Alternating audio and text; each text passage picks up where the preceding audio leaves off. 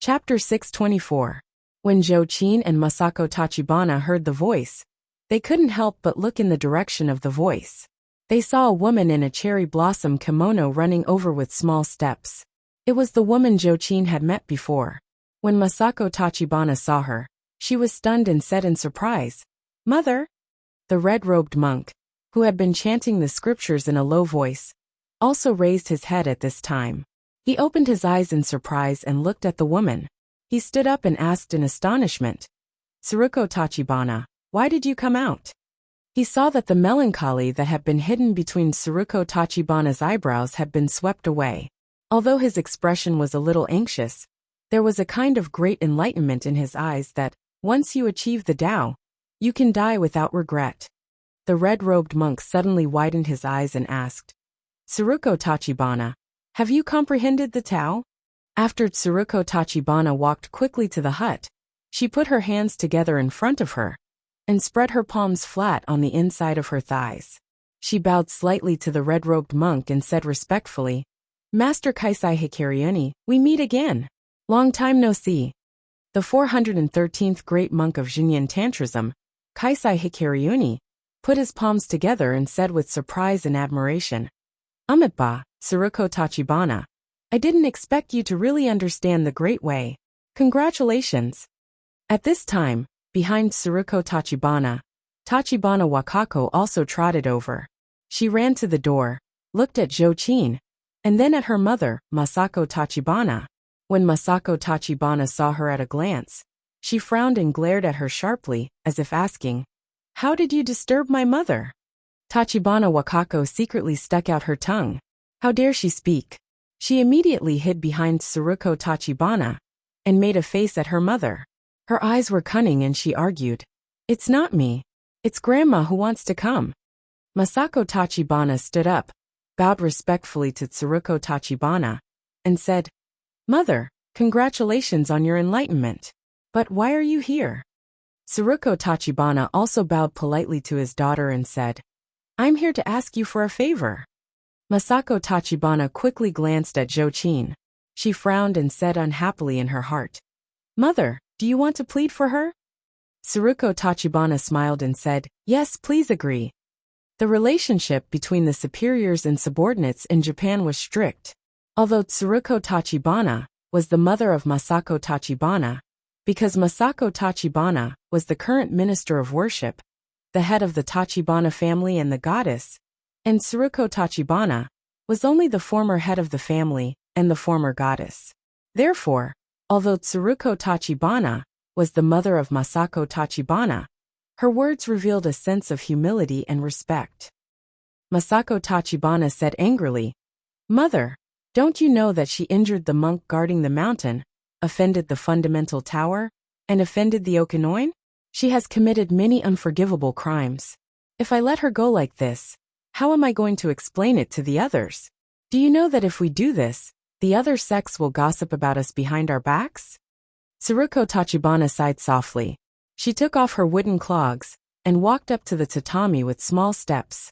Then she knelt down and said softly, "Masako Tachibana, I know what she did. But for my sake, please let her go." Masako Tachibana said angrily, "Why?" Tsuruko Tachibana glanced at Jochin and said, "Because she was the one who asked me to comprehend the Tao." Masako Tachibana's face was suddenly full of shock. She looked at Jochin in disbelief and said, She is just a cultivator who has just entered the Jinshin phase. Can she give you advice?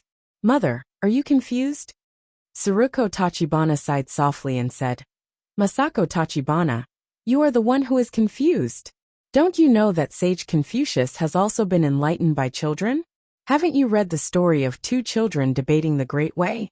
The Great Way is invisible, and the Great Sound is silent. It's not that whoever has a high cultivation must master the Great Way. Sometimes it's around us, but we haven't paid attention to it. If Jochin hadn't broken in and inadvertently given me some advice, I'm afraid I would still be trapped in the mystery." Masako Tachibana glared at Jochin unwillingly and said, "But mother, she just said something inadvertently." Tsuruko Tachibana smiled and said, "That's right. There was a sentence in the first chapter of Strange Tales from a Liaojai written by Pu Songling. I said it to you on your 10th birthday.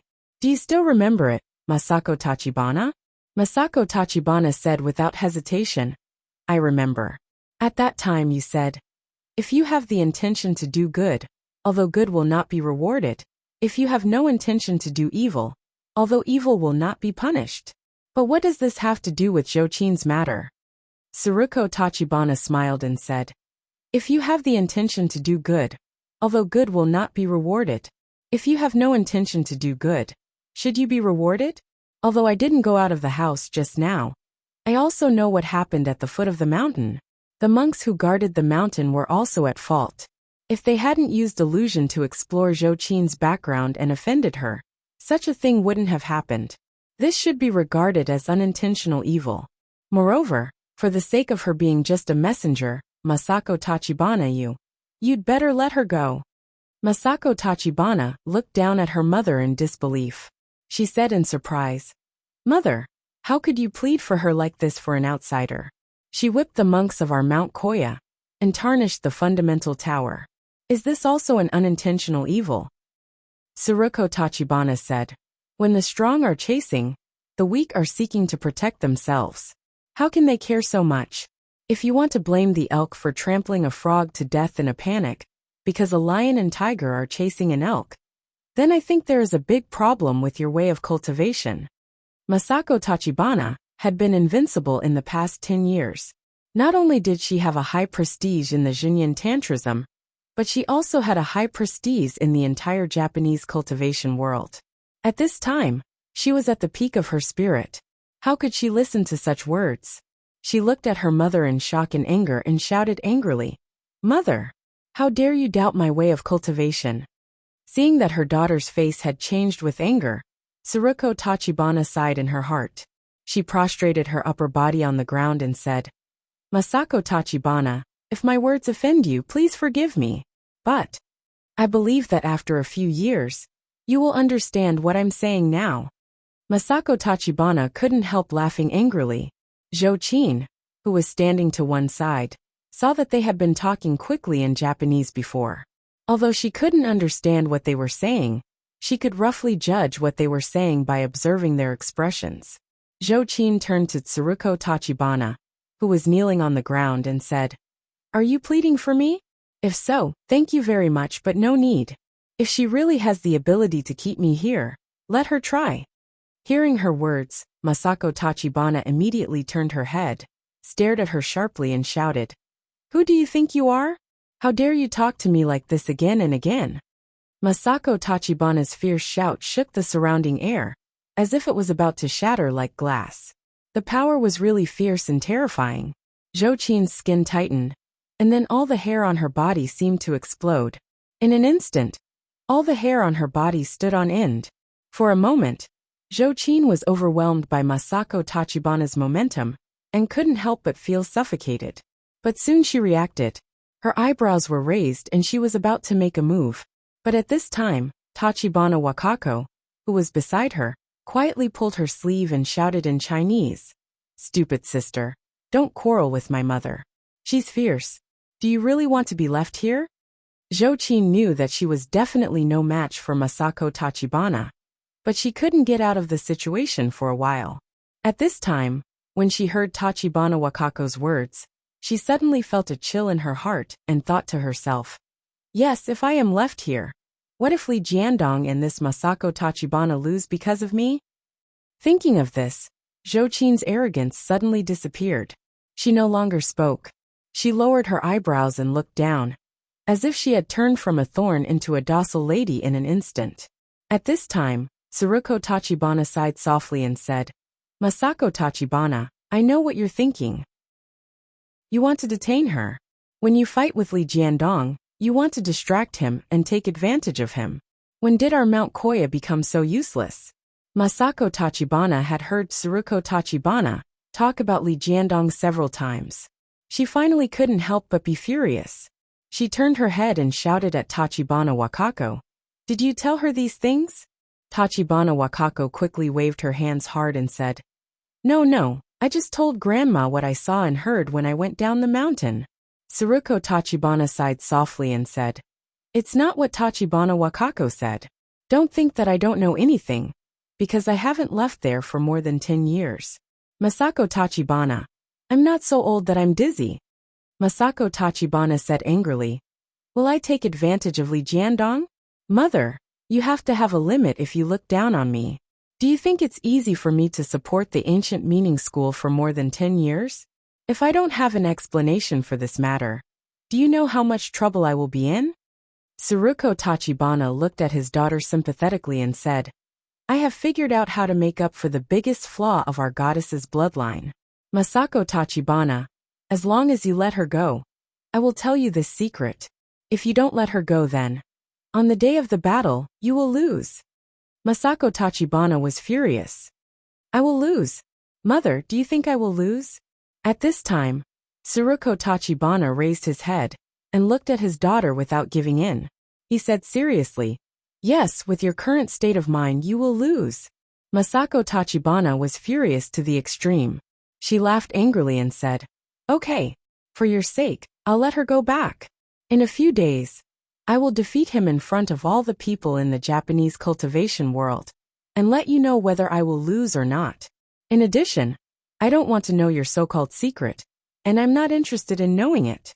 I've been invincible in the world for the past 10 years, and I didn't rely on the skills of fetching water for more than 10 years. Tsuruko Tachibana sighed in her heart. She didn't want to argue with her daughter, so she just bent down again and said to Masako Tachibana respectfully, In that case, thank you very much. I wish you victory. When Masako Tachibana heard her words, she felt that every word was harsh and heart-wrenching. She pointed to the door and said angrily, Get out! All of you get out! At this time, Tachibana Wakako pulled the corner of Zhou-Qin's clothes in horror, indicating for her to follow her quickly. Zhou-Qin also knew that this was not the time to play the hero. In addition, the roar of Masako Tachibana just now really made her feel a little afraid. Without saying a word, she turned around and left. Kaisai Hikaryuni, who had been silent and reciting scriptures in a low voice, opened his eyes at this time and looked at Zhou-Qin's back. He sighed softly and said in a low voice, It's easy to let a tiger go back to the mountain, but it's difficult to catch a dragon in the sea. Amitba. When Masako Tachibana heard this, a fierce light flashed in her eyes. Zhou-Qin quickly left Okinen. Seeing that she was accompanied by Tachibana Wakako, the monks who were going to arrest her stopped for a moment and just glared at her indignantly. After getting out of Mount Koya, Tachibana Wakako patted her chest and said with a frightened face, I'll take you here. Go back by yourself. Don't make my mother angry like this next time. She's amazing. Go quickly lest she regret it. Because of what had happened at the Taoist assembly, Zhou-Qin had always had a bad impression of Tachibana Wakako. But at this time, she had escaped from the tiger's mouth and reduced Li Jiandong's worries. She was also secretly grateful. Zhou-Qin smiled and was about to speak, but at this time, she suddenly saw a huge statue of a goddess suddenly appear on Mount Koya. This statue of the goddess was formed by the clouds in the sky. This woman was holding a sharp sword, and her face could vaguely be recognized as Masako Tachibana. She raised the long sword in her hand and suddenly chopped down. Tachibana Wakako suddenly exclaimed, Oh no, Mom broke her promise. Run! Chapter 625. Masako Tachibana gathered the clouds into a fazhen and wanted to chase after Zhou-Qin. But at this time, Tsuruko Tachibana stood at her feet and shouted, Masako, don't! You can't be a goddess who goes back on her word. Is victory or defeat really that important to you? When Masako Tachibana heard Tsuruko Tachibana's words, she was shocked. Masako was the nickname her mother had used to call her when she was a child. Masako Tachibana hesitated for a moment, but she remembered what the monk had said before. Soon, she gritted her teeth and chopped down with her sword. This sword blotted out the sky and covered the earth. It was as if an indomitable giant was brandishing an incomparably sharp sword, wanting to tear apart the sky and sever the earth. At this time, Tachibana Wakako also looked at the earth-shattering sword and couldn't help exclaiming, Vajra Wisdom Sword? Mom! No. Her mother and daughter pleaded for mercy at the same time. No matter how hard Masako Tachibana's heart was, she couldn't help but be shaken again. She let out an unwilling roar. Instead of slowing down, the long sword in her hand sped up and chopped down. Zhou Qin saw that the sword was coming fiercely, and the pressure was so terrible that she almost couldn't move. Even if she wanted to break through this kind of confinement, it was too late. She simply gritted her teeth and used the power of Jinshin to protect her whole body. She stood still and glared at the sword that was coming down on her face. With a loud bang, the sword cut Mount Koya as if there was a terrible earthquake. With a crack appeared on the ground, extending from the top of the mountain to Zhou Qin's feet. Masako Tachibana's Fazhen glared at Zhou Qin in midair and shouted in a voice that shook the sky. "You have guts. If you had wanted to escape just now, you would have been a dead man. Go back and tell Li Jiandong that I will wait for him here and see how he will defeat me." After that, she waved her hand, and the sharp sword formed by the clouds suddenly disappeared.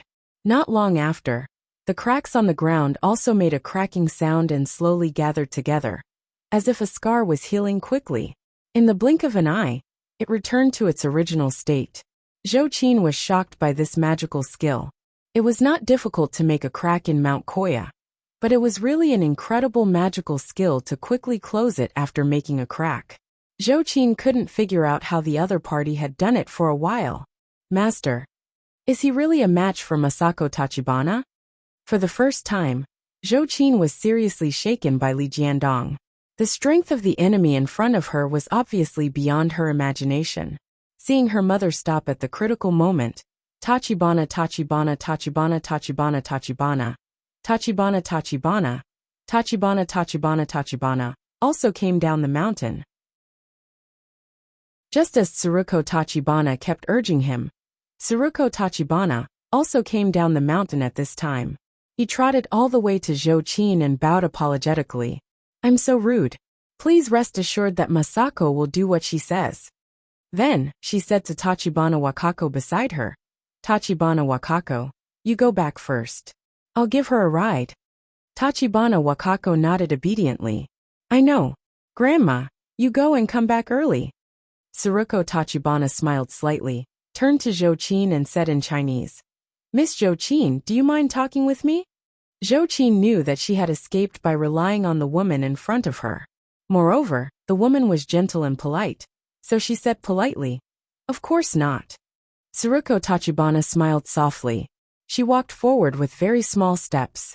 She kept her head down, as if there was something she couldn't say in her chest. After a long time, she suddenly asked in a low voice, "Do you know Wang Yuanshan?" Wang Yuanshan. Although Zhou Qin had not cultivated for a long time, this was a well-known name. She nodded and said, "Yes, why? You know him too?" Tsuruko Tachibana smiled and told her about her acquaintance with him. Then she asked with concern and hope, "Do you know where he is now?" Zhou Qin's eyes flashed as she looked at Tsuruko Tachibana in front of her. Although she was a grandmother, her appearance was no different from that of a 30-year-old woman. She was not very beautiful, but her whole body revealed the unique gentleness of a Japanese woman. In particular, it was obvious that she, like herself, loved an unreachable man deeply. This made Zhou Qin feel a little sad for a while. She sighed softly and said, "Wang Yuanshan. He has ascended and become an immortal." "What?" Tsuruko Tachibana trembled slightly and cried out in disbelief. "Is he dead?" Zhou Qin shook her head and said, "No, he just started another life in the immortal world." Tsuruko Tachibana's face was full of sadness and sorrow. She said in a low voice, "Yes, he must have a good life in the immortal world. Very good." As she said this, she raised her head and looked at the vast sky. Her expression seemed to be about to smile, but the corners of her eyes were full of unconcealable sadness. She said, "I really want to know what the immortal world is like." Zhou Qin said casually, "When you are with the person you love, everywhere is the immortal world." Tsuruko Tachibana suddenly turned his head and looked at Zhou Qin in surprise, as if he couldn't believe that such a young and impulsive girl would say such a thing. After a while, she smiled sweetly and said, "You're right. I believe that you will be happy in the future." Zhou Qin smiled bitterly. She didn't want to continue such a sensitive topic with a stranger, so she changed the topic and asked, "Why did you save me?" Tsuruko Tachibana smiled slightly and said, "Because you inadvertently enlightened me. Without you, I might have continued to be trapped." As she said this, she told the whole story and then sighed with emotion. "I really didn't expect that the simplest answer in the world has been in front of me for more than 10 years. But I have never seen it." Zhou Qin also seemed to understand something. She thought to herself, "What a close call. I'm ashamed. If I hadn't said that casually, I'm afraid that things would have been difficult to resolve today. It's a small matter for me to be arrested, but it's a big matter if I get my master involved. It seems that I'd better be less impulsive in the future." But on second thought, Zhou Qin thought, however, Tsuruko Tachibana has comprehended the great way at this critical juncture. It can be said that the only defect of the goddess will be made up for by her. Masako Tachibana's cultivation method is higher than that of my master. If she also knows, won't my master lose? In this way, I hurt him more? Thinking of this, Zhou Qin was stunned for a moment and couldn't speak for a long time. Tsuruko Tachibana seemed to know what she was thinking. He smiled and said, "Don't worry, I won't tell Masako." Zhou Qin asked suspiciously, "Why? Don't you want your daughter to win?" Tsuruko Tachibana sighed softly and said, "I once said, misfortune is a blessing in disguise, and misfortune is a blessing in disguise. Masako has been too smooth in the past 10 years. She seems to be very glorious, but in fact, she is facing an abyss and in danger. If she can learn from a failure, just like me, it's not a bad thing." Zhou Qin saw that the Japanese woman in front of her was not only well-cultured, but also sensible. Even if the sex were hostile to each other and dirty, she couldn't help but respect Tsuruko Tachibana. "If the whole Mount Koya thinks like you, that would be great." Tsuruko Tachibana smiled slightly and said helplessly, "I've already jumped out of the 3 realms, and am no longer in the mortal world. I'm far away from fame and fortune, so I can naturally stay out of the world. But Masako Tachibana can't. There are too many things on her shoulders. She is also forced to do so." Zhou Qin snorted coldly and said, "Even so, can you use despicable means to steal our Medicine King tripod and threaten my master?" Tsuruko Tachibana was stunned. "What's going on?" Zhou Qin told him what had happened. Tsuruko Tachibana was stunned and frowned slightly. She whispered to herself, "How did Mount Koya become like this in the past 10 years? It shouldn't be." Tsuruko Tachibana said to Zhou Qin, "Anyway, I still ask you to tell your master Li Yundong that if he wins in the future, please show mercy. Masako Tachibana is just a person in Jianghu, and she can't help it." Zhou Qin let out a long sigh and said, "Then go back and ask your daughter. Ask her if she will show mercy if my master loses." This sentence stunned Tsuruko Tachibana. No one knew her daughter better than her mother. She smiled helplessly and said, "I see. Miss Zhou Qin, I'll send you here. I hope that the next time we meet, we won't make such a big fuss again." Zhou Qin nodded, thanked Tsuruko Tachibana again, and turned to leave Mount Koya. When Zhou Qin left, she did not choose to take any transportation. Instead, she chose to fly back to her home in Tianan City. As soon as she got home, she saw the little foxes in the room surrounding the TV. Su-chan saw Zhou Qin at a glance, and immediately laughed. "Sister Zhou Qin, you're back? How's it going? Has the letter been delivered?" Zhou Qin thought of her trip to Mount Koya. What had happened really made her sigh with emotion. She sighed softly and said, "It's a long story." Su-chan blinked her eyes in confusion. "If you can't explain it clearly in one sentence, then 2 or 3 sentences." Zhou Qin didn't seem to want to talk about these things. She changed the topic and asked, "Where's Master?" Su-chan's face suddenly showed a resentful expression. "He's in seclusion again. This time, even I'm not allowed to go with him. Before the big battle, it was better to sharpen the spear than not." Zhou Qin nodded and asked again, "What about Ziyuan?" Su-chan pointed in the direction of the door next door and said, "She's in her own room. Go find her." Zhou Qin knew that Wang Yuanshan was Ziyuan's master. Since she knew something about Wang Yuanshan, she should naturally tell Ziyuan. She didn't go through the front door. Instead, She jumped gently from the balcony of the back door to the balcony of Zi Yuan's residence and entered the room. As soon as she entered the room, Zhou Qin saw Wan Hongling, who she hadn't seen for many days, sitting on the sofa in a daze, with tears in the corners of her eyes. Zhou Qin couldn't help but be stunned and asked, "Wan Hongling?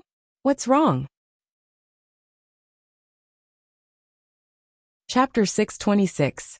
When Wan Hongling heard Zhou Qin's voice, she immediately stood up. She quickly turned around and wiped her eyes. When she turned around, her face was already full of smiles. "Zhou Qin, you're back? Have you seen my Shiji?" Zhou Qin's heart was full of questions, but when she saw that Wan Hongling was unwilling to answer her question, she didn't want to pursue it any further. She said, "No, I was just about to come to find her. Where have you been these days?" Wan Hongling forced a smile and said, "I went back to the Linggong sect." Zhou Qin asked curiously, "What are you doing there?" Wan Hongling hesitated for a moment and said hesitantly, "Nothing, I went back to find something." Zhou Qin stopped asking and said sensibly, "Well, I understand. Tell me when Zi Yuan comes back. I have something to tell her." Wan Hongling smiled slightly. Just as she was about to speak, she heard the sound of a key at the door. Zi Yuan pushed the door open and entered. Wan Hongling's eyes lit up and she said with a smile, "Shiji, what a coincidence. We were just talking about you." Zi Yuan was also stunned when she saw Wan Hongling.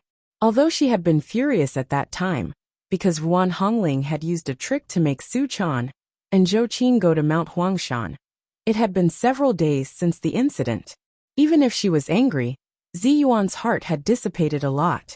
She asked curiously, "Hongling? You're back. Where have you been these days?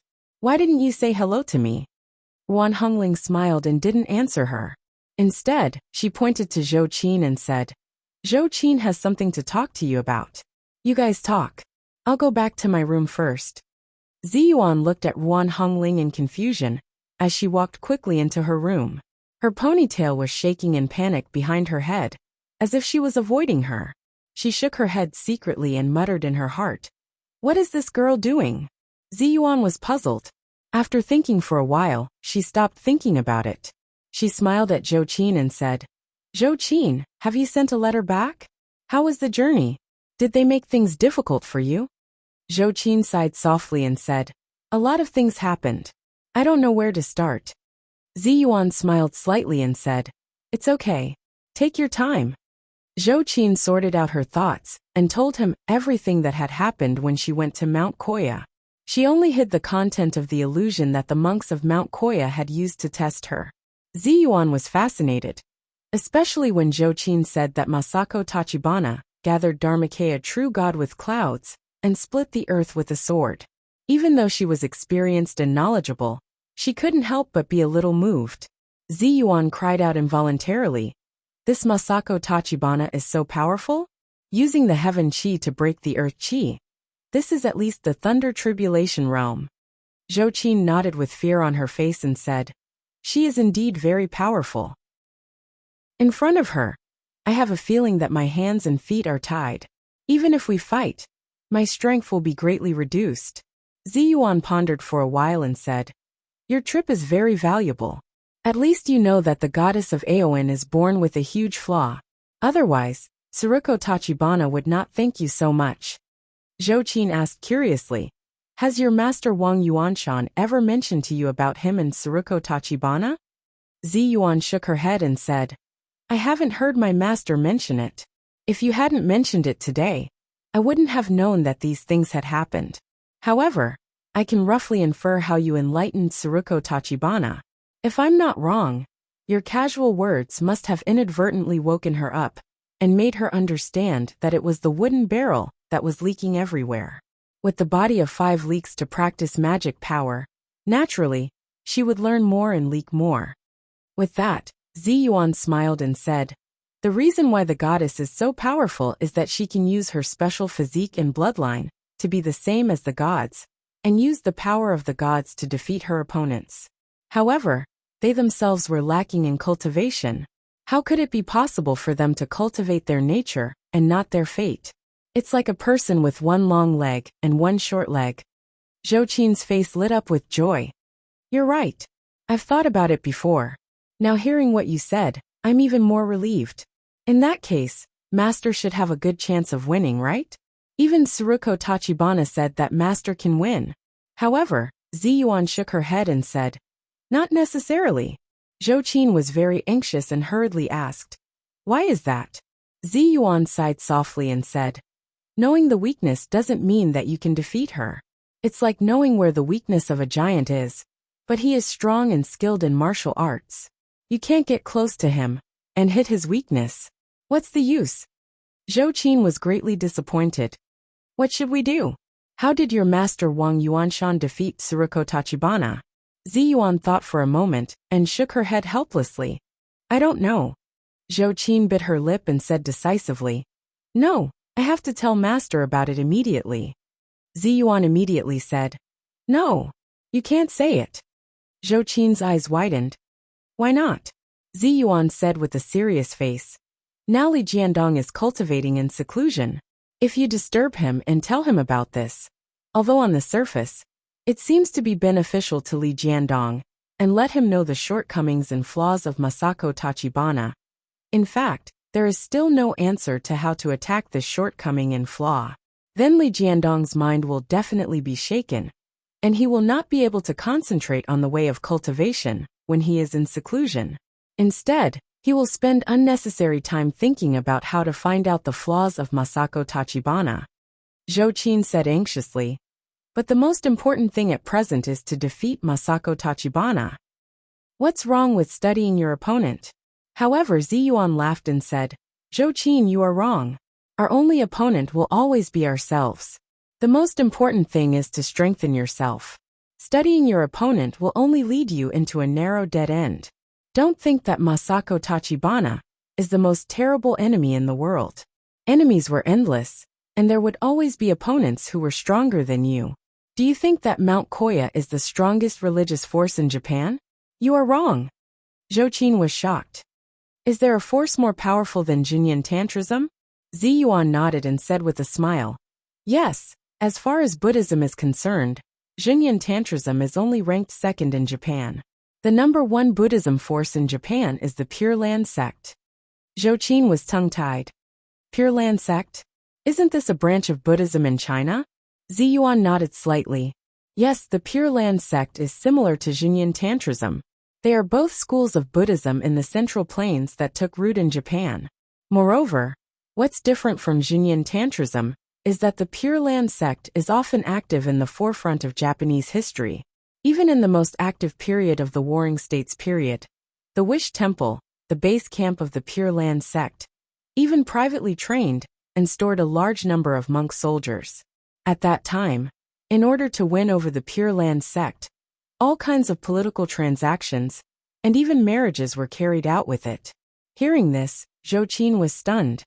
Monks also get married? Ziyuan said with a smile. Yes, some monks of the Pure Land sect can get married and have children. Zhou Qin couldn't help laughing. Are there people who believe in these flowery monks? However, Ziyuan said, don't underestimate them. The monk soldiers of the Pure Land sect were famous all over the world. It was common for them to recite Buddhist scriptures and raise their sabers to kill people. Even a famous person like Takeda Shingen has to curry favor with them. After thousands of years, the power of the Pure Land sect has long penetrated into every corner of Japan. Zhou Qin sighed and said, when I met those monks in Mount Koya, I already felt that some of them were so strong that they were abnormal. But I didn't expect that there were cultivators in Japan who were even more abnormal than them. Ziyuan smiled slightly and said, because there are too many schools of Jinyan Tantrism, and it is too complicated. The ancient meaning school and the new meaning school often fight endlessly, so the organization of the sect is relatively loose. On the other hand, the Pure Land sect is much stricter. Moreover, this sect has been secretly training an extremely secretive troop of monk soldiers in the Wish Temple. This troop of monk soldiers has been preserved since the Warring States period. In the world of cultivation, there is no sect that has such a disciplined and aggressive cultivation army. Zhou Qin sighed and said, I've learned a lot. Fortunately, The place where the letter was sent this time was not the Wish Temple of the Pure Land sect. Ziyuan laughed and said, "However, if you think that the Pure Land sect is the most powerful cultivation sect in Japan, then you are wrong again." Zhou Qin was shocked. "Is there a cultivation sect stronger than the Pure Land sect?" Ziyuan said, "Yes. The number one power in the cultivation world of Japan is neither the Xinyan Tantrism nor the Pure Land sect, but the national religion of Japan, the Shintoism. In Japan, almost all Japanese people believe in Shintoism. According to tradition, a few days after a Japanese child is born, he will be taken to the shrine by his parents to worship the gods of Shintoism. In Japan, there are 82,000 shrines. These shrines are the sites of Shintoism. There are 96 million Japanese who believe in Buddhism, and more than 100 million who believe in Shintoism. Although the difference in numbers is not big, because many people believe in Buddhism and Shintoism, the number of Shintoism believers is actually far more than that. Moreover, even the Masako Tachibana and Tsuruko Tachibana you met before, as well as the Tachibana Wakako, who participated in the Taoist assembly, were actually the goddesses of Shintoism in the past. However, due to the exclusion and struggle of the factions, they finally chose to merge with the Xinyan Tantrism. Zhou Qin's hair stood on end when she heard this. She asked subconsciously, "On the day of the battle, will the Pure Land sect and the Shintoism sect also go?" Ziyuan nodded slowly. "That's right. That day is the day when all the major schools of Xinyan Tantrism are elected for the position of chief executive. This day is not only a big day for the Japanese cultivation world, but also a day that the people of Japan pay attention to.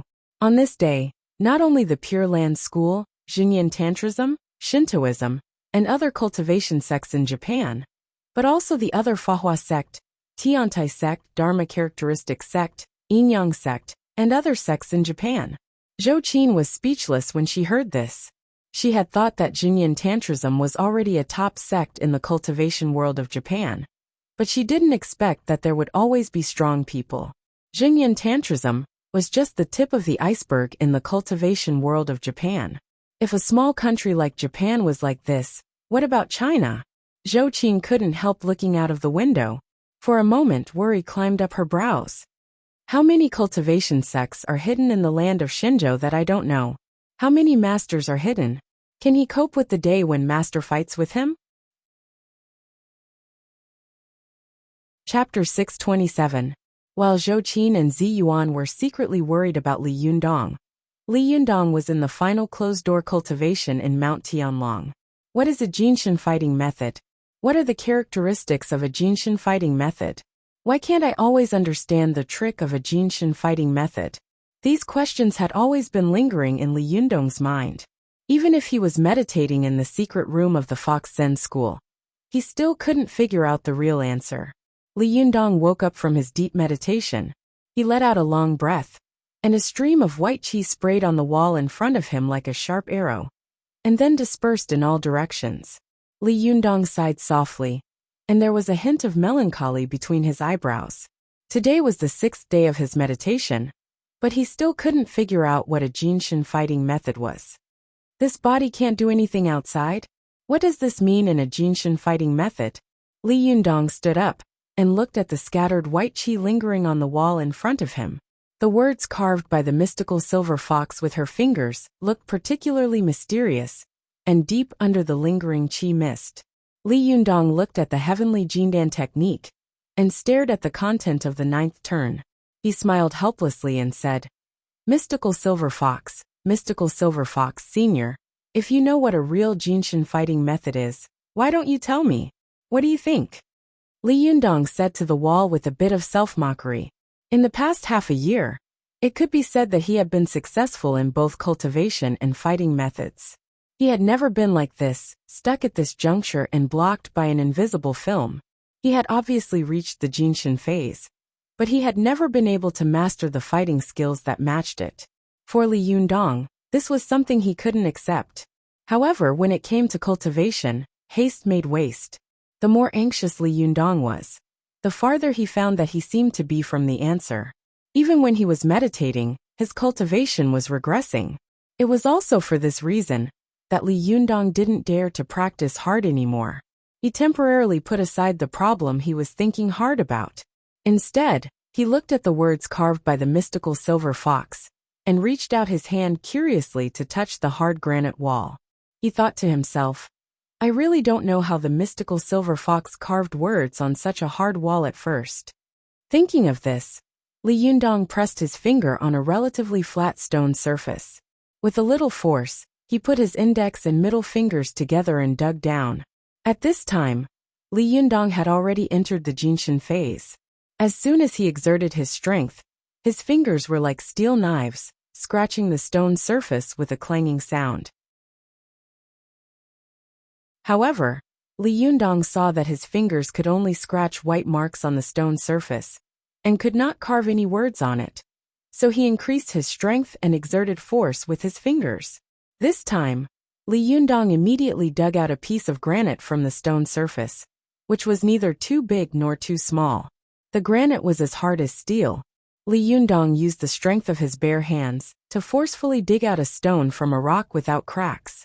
This kind of fierce strength was really frightening, but Li Yundong looked at the stone in his hand and frowned. He knew that he had to dig out a piece of stone from the smooth granite.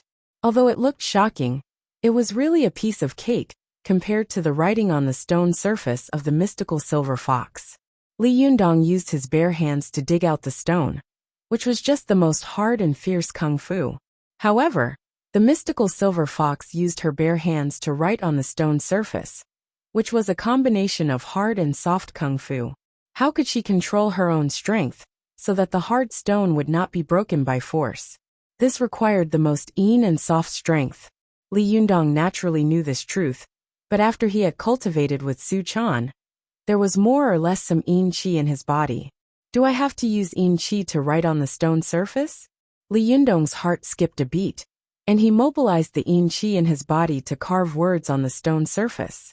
But this time, Li Yundong found that he couldn't even move the stone. He knew that because he paid too much attention to yin qi, he didn't have enough yang qi. He only had soft strength, but no strength. Li Yundong immediately smiled bitterly, shook his head and said, It's not easy to combine strength and softness and advance both yin and yang. Li Yundong raised his head and looked at the carved words on the wall. He was a little depressed in his heart. He had no choice but to turn around and leave the stone room. He simply went to the Taoist temple where the Fox Zen school used to be. While breathing the fresh air in the mountain, he relaxed his mood. At this time, there were quite a lot of tourists in Mount Tianlong. Li Yundong mixed in the crowd and followed the tourists to look around. It seemed that he was looking at flowers casually, but in fact, he was always thinking about the problem of carving words on the wall in his mind. The reason why the mystical silver fox could do it was because she was a great cultivator. But logically speaking, even if the mystical silver fox was a master in the golden immortal realm, there was no reason for her Jinshin realm to be so much worse than that of the mystical silver fox. Could it be that there were other mysteries? Li Yundong thought all the way, and before he knew it, he had arrived at the former residence of Lu Yi. Li Yundong pushed the door open and entered. He saw that the furnishings in the room were the same as before, but the table was covered with a faint layer of dust. Li Yundong looked around the room casually, then sat down at the desk in the room. He nestled in the wooden chair, raised his head, closed his eyes, and thought deeply about the doubts in his heart. But after thinking for a while, Li Yundong still couldn't figure it out. When he opened his eyes, he found that the bookshelf next to him was full of all kinds of Taoist classics and Buddhist classics. Li Yundong was bored, so he picked up a Buddhist scripture and read it quickly. Almost all of the Buddhist scriptures were short stories full of philosophy.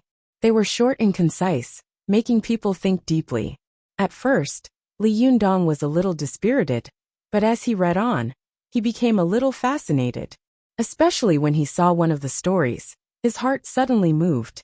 The story was that once, when Zen Master Yinfeng of Mount Wutai was pushing a cart to carry things, he happened to meet Zen Master Mazu, who was sitting with his feet stretched out and resting. Zen Master Yinfeng asked Zen Master Mazu to retract his feet and make way for him, but Zen Master Mazu said stiffly, I will only stretch out and not retreat. Zen Master Yinfeng was not willing to be outdone and said, Then, I will only advance and not retreat. The two of them were in a stalemate. In the end, Zen Master Yinfeng pushed the cart forward regardless of everything. As a result, he ran over Zen Master Mazu's foot. When Zen Master Mazu returned to the temple, he immediately went to the hall to preach, holding an axe in his hand. Zen Master Mazu said to the people gathered in the temple, Who ran over my foot just now? Come out. Zen Master Yinfeng walked quickly to Mazu and stretched out his neck without fear. However, Zen Master Mazu put down the axe and said gently, You have no hesitation about your future. You can walk freely in the boundless world. Zen Master Yinfeng retracted his neck, knelt down to Zen Master Mazu, and then bowed and retreated. Zen Master Mazu praised him again. Being able to advance and retreat is a real magical item. The last sentence of the story suddenly made Li Yundong sit up straight. He covered his book with his hands, and his eyes flickered, as if he had learned something. This story is about a person who can be flexible, and can advance and retreat is a truly great person. But what does it mean when it comes to cultivation? With my current cultivation, isn't it that I can advance and not retreat? That I can be hard but not soft? And that I can be yang but not yin? Li Yundong put down the book in his hand, and quickly paced around the room. He muttered to himself like a crazy demon. So, how can I be hard and soft, yin and yang, advance and retreat? Li Yundong suddenly stopped, looked down at his hands and said in a low voice, The Tao gives birth to one gives birth to two gives birth to three, and three gives birth to all things. Man follows the earth follows the heaven follows the Tao, and the Tao follows nature. What is the connection between the two? The Tao gives birth to one gives birth to two gives birth to three, and three gives birth to all things. This is about the origin and development of the universe. Man follows the earth follows the heaven follows the Tao, and the Tao follows nature. This is about the process of cultivating man's nature and life. The Tao of man and earth is about the Zhuji phase of cultivators, opening up the 12 meridians, completing the cultivation of their own small universe, imitating the earth and strengthening their own self-repair and self-improvement functions. The Tao of earth and heaven refers to the cultivation realm of magic that cultivators cultivate through magic. The Tao of heaven refers to the cultivation realm of magic that cultivators break through the Yangshan phase and jump out of the mortal world of the three realms, get rid of the shackles of life, old age, illness and death, and begin to reach the peak of the dual cultivation of life and death. Li Yundong was talking to himself quickly in the room like a madman. The more he spoke, the more excited he became, and the brighter his eyes became. Although what he said was no different from what he had repeated countless times before. This time, Li Yundong clearly felt as if he was running on the right path at full speed. Li Yundong didn't know what kind of feeling it was, but he had a feeling that, I seem to understand, and I seem to be very close to the answer. This kind of feeling happened to coincide with the Taoist concept of Tao follows nature, and the Buddhist concept of true self. What was Tao follows nature? Since ancient times, the great cultivators of various sects had written books to explain this point. But no matter how hard they tried, they found that Tao imitates nature was actually a superficial explanation, but it could not explain the true meaning of the realm. Once anyone reached this realm, they would understand that this was Tao imitates nature. However, if they were to explain it to their disciples, they would not be able to explain it in detail, let alone let them understand what kind of realm it was. As far as Li Yundong was concerned, the Tao follows nature. He understood was that since there was a difference between men and women in nature, and the difference between yin and yang, then men and women had the beauty of human nature. The Tao gave birth to all things, and all things had the beauty of natural groups. The Tao gave birth to the 5 elements, and the 5 elements had the beauty of changing nature. The moon was naturally bright, and the sun was naturally illuminated. The Great Way transformed all things in the world, and all of them followed the rules of the laws of nature. All of them obtained the power of the origin of nature, and all of them returned to the root. This was Tao follows nature. Li Yundong suddenly stopped and looked down at his hands with a fanatical look in his eyes. I'm so stupid. Why do I keep trying to carve words with the power of Jinshin? I always thought that the power of Jinshin was invincible and my strongest power. Naturally, I should try it with the strongest power. But I neglected one thing. No matter how hard granite is, it is still a material of the earth. It is also a natural thing that can't jump out of the 5 elements. Since human beings are the spirit of all things, cultivators are even more superior. Since they have the ability to control the 5 elements, why are they stupid enough to fight against this hard granite head-on? What about the 8 great freedom selves that I comprehended in the spirit space? What about my methods that can be big or small, far or near, more or less, light or heavy and changeable? Why can I do this in the spirit space, but not in the spirit space? Thinking of this, Li Yundong suddenly felt that a window had been opened in front of him, and a new world had finally opened to him. Because the spirit space is a world created by oneself, everything in the whole world can be mobilized by oneself. And the spirit space is not created by oneself, so it can't be done in the spirit space. Li Yundong couldn't help but show ecstasy on his face and said quickly, it's because cultivators found that they couldn't use magic at will in the boundless world, like in the minor kiliocosm. That's why they advocated the natural way, and advocated cultivating their own minor universe to be compatible with the outside universe. What is Tao follows nature? Tao follows nature is great liberation and great freedom. This is similar to the 8 great self-creation techniques of Buddhism. The reason why Buddhism and Taoism can be practiced together is because of this. The human body is its own spirit space, and the world is the outside universe. As long as the two are combined, they can achieve great liberation and great freedom in the spirit space. Li Yundong raised his head and laughed. There was a kind of hearty pleasure in his laughter.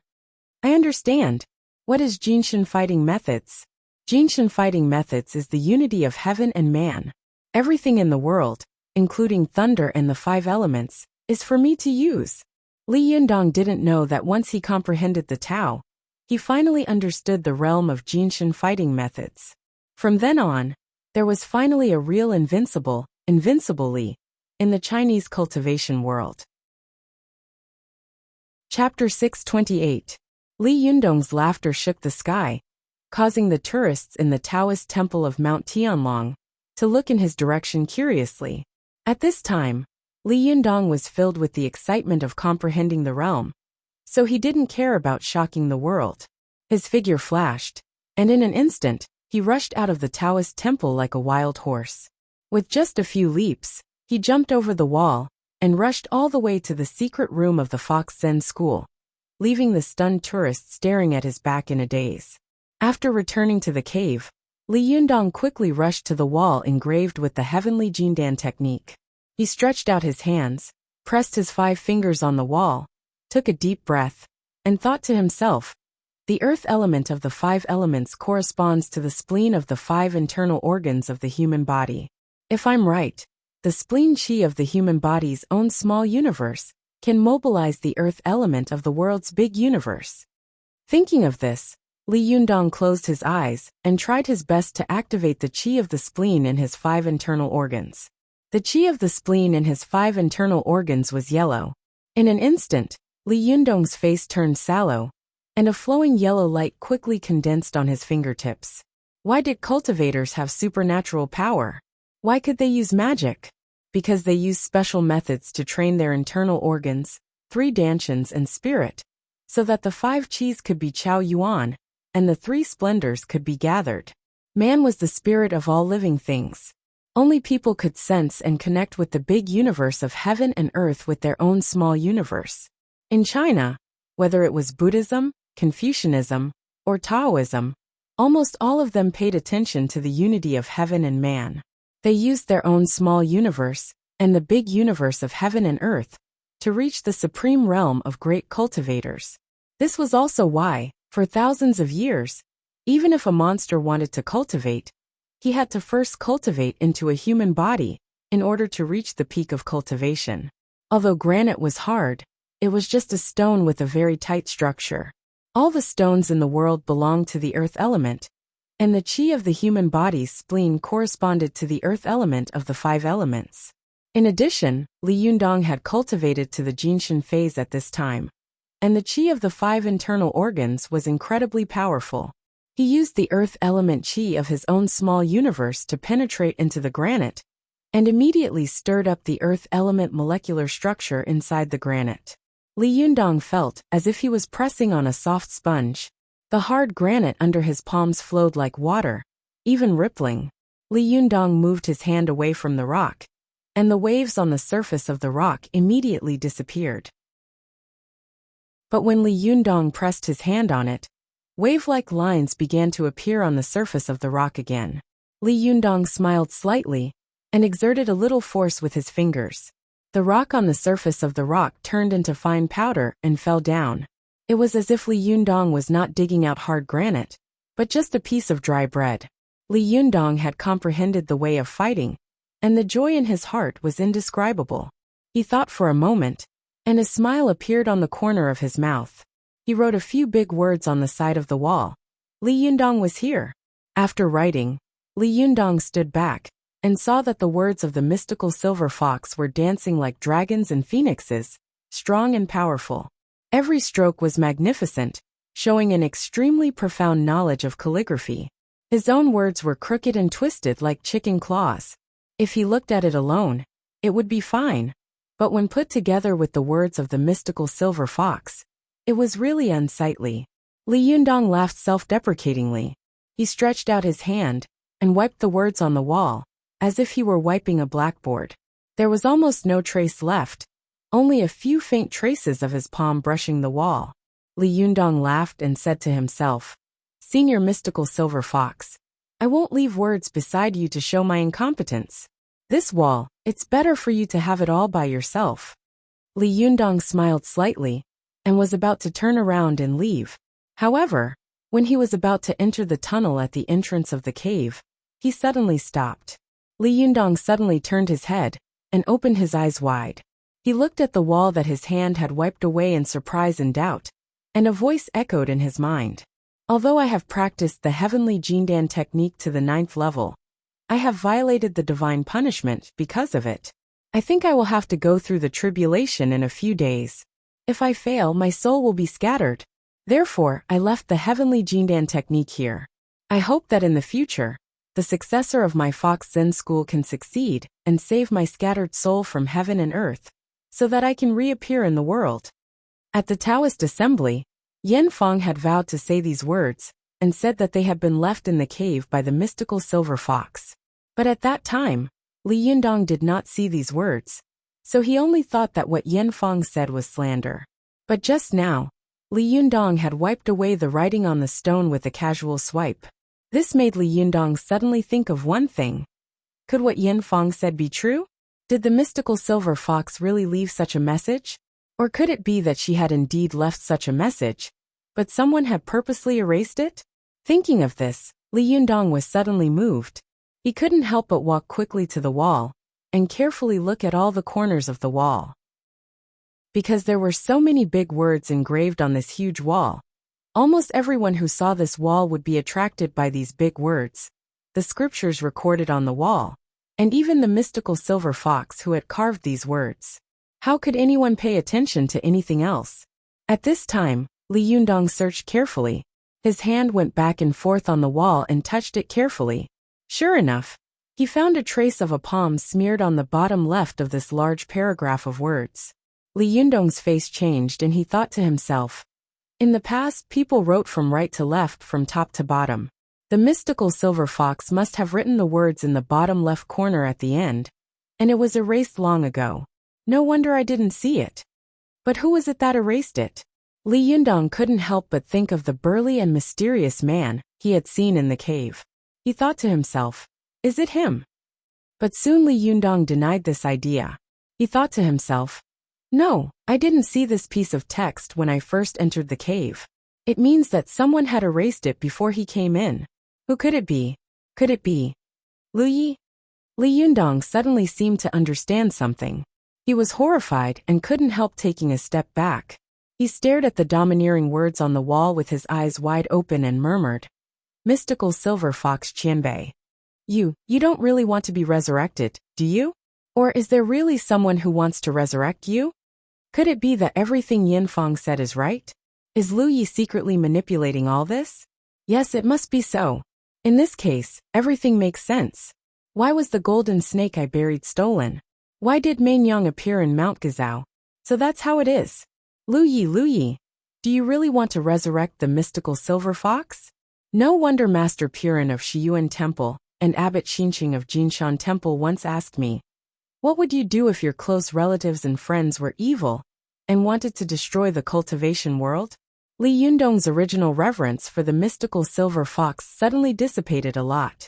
He said with a dark face, Mystical silver fox Qianbei, although you have created many disasters in this world, I respect you as a strange woman and a legendary figure. For thousands of years, no fox demon has done so many earth-shattering things like you. No matter good or bad, this is a great thing.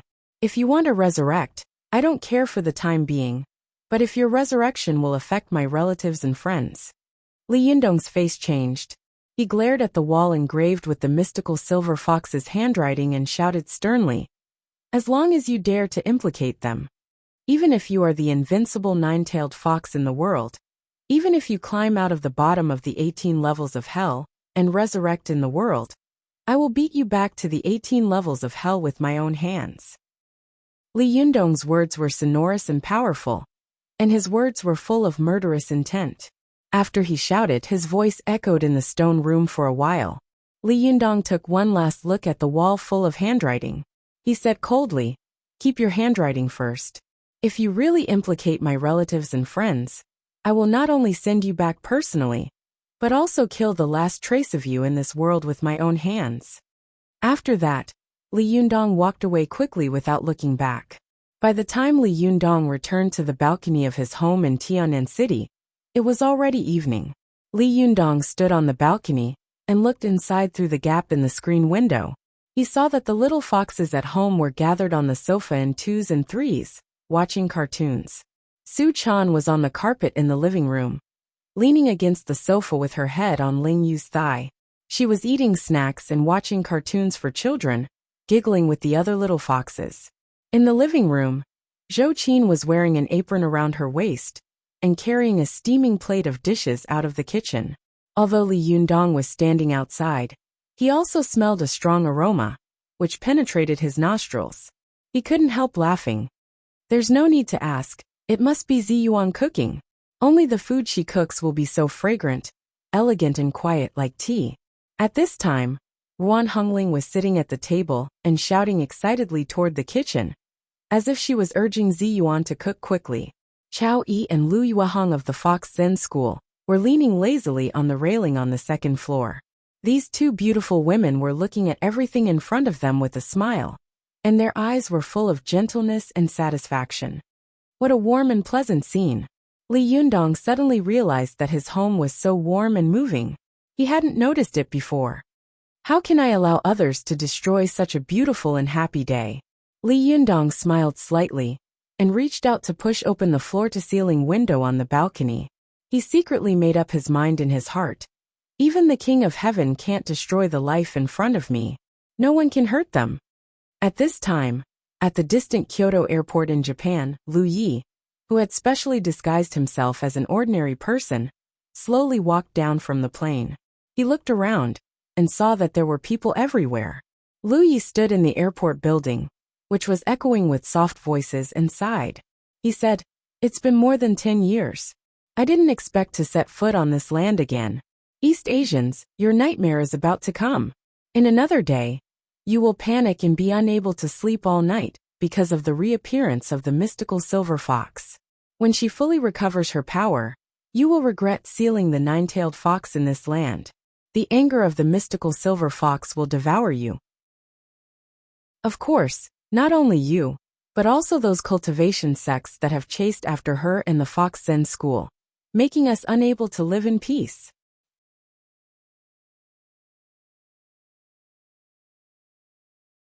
Chapter 629. Li Yundong pushed open the floor-to-ceiling window and returned home.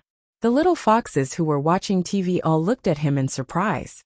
Su Chan looked at Li Yundong with joy and said, Yundong, you've come out of seclusion? How is it? Master, you're back? Zhou Qin turned her head and shouted in surprise and joy. You've come out of seclusion. At this time, Zi Yuan also heard the noise. She took off her apron and walked out of the kitchen. Unlike the others, she didn't ask, but just looked at Li Yundong carefully. Zi Yuan saw Li Yundong standing in front of everyone with a smile. Although his appearance had not changed at all, there was a kind of insight in his eyes, as if he had seen through the rules of the universe and the operation of all things. Zi Yuan had only seen this kind of gaze on one person, and that was her master, Wang Yuanshan. Zi Yuan smiled slightly and said softly, It seems that you have already understood what Jinshin fighting methods are? Li Yundong smiled and nodded at her. Yes, I've already comprehended it. Su Chan and Zhou Qin were overjoyed when they heard this. Su Chan happily took Li Yundong's arm and giggled. I knew that Yundong was the smartest. Sharpening your spear at the last moment will make you shine even if it's not fast. Zhou Qin asked curiously, Master, what is the real Jinshin fighting methods? Can you teach us? Li Yundong chuckled and said, Jinshin fighting methods are nothing more than 4 words. Unity of heaven and man. Zhou Qin and Su Chan were stunned at the same time and began to think in confusion. Zi Yuan pondered slightly and looked thoughtful, while the little foxes were at a loss.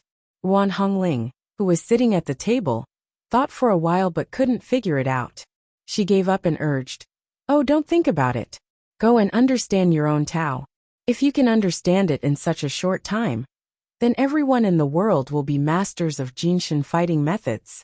Let's eat first. Zi Yuan and the others thought that Wan Hongling's words made sense, so they smiled and sat down at the table one after another. At this time, Ao Wushuang also came out of the room and stood on the second floor. She said to Li Yundong with a solemn face, Leader, can you come up? I have something to tell you. He looked up and nodded at Ao Wushuang with a smile. Then he said something to Su Chan and followed Ao Wushuang into her room. As soon as he entered the room, he saw the Bahuang sword floating in the middle of the room, shining with a soft light. He was slightly stunned, but soon he seemed to understand something and turned to look at Ao Wushuang. The stunning beauty with a vermilion beauty mole between her eyebrows was looking at the Bahuang sword in front of her reluctantly, as if she was looking at a child who was about to leave, or a lover who would never return. She said softly, Leader, you are about to go to country R. This Bahuang sword has been with me for more than 10 years. Now I will give it to you. Hearing this, Li Yunyang immediately shook his head and said, No, Senior Ao Wushuang. This is your personal magic weapon, and it's also a token of love from Wang Yuanshan. How can you give it to me? Token of love? Ao Wushuang couldn't help laughing. Leader, do you know why I asked Chaner to come back to you after I took her away? Li Yunyang asked curiously, Why? Ao Wushuang looked at Li Yunyang with flickering eyes and said with emotion, Because I saw that you are a man of affection and righteousness, and you also have true feelings for Chaner. So I asked her to come back again. In this world, everything is easy to get, whether it is magic treasures, or even more powerful magic formations. As long as you work hard to learn and pursue them, you will be able to get them one day. But it is difficult to find a loving and righteous partner in the world. Li Yunyang, although I am your leader, since you call me senior, I will say something to you as a senior. Li Yunyang said respectfully, Senior, please go ahead. Ao Wushuang smiled slightly and said, If there is love between the two of them, why should they care about the token? The most fragile thing in the world is love, but it is also the most unshakable thing. Although Wang Yuanshan and I are separated from each other, and although we are demons and immortals, I always have him in my heart, and I believe that he will always have me in his heart. Why should I care about the token of love? Ao Wushuang handed the Bahuang sword to Li Yunyang with both hands and said, Li Yunyang, the love between Wang Yuanshan and me cares about the sky and the earth, but it doesn't care about this sword.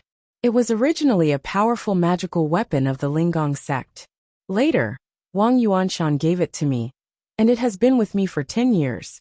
But the thing I regret the most in my life is accepting this sword. As she spoke, Ao Wushuang gently stroked the body of the Bahuang sword, which was full of exquisite patterns.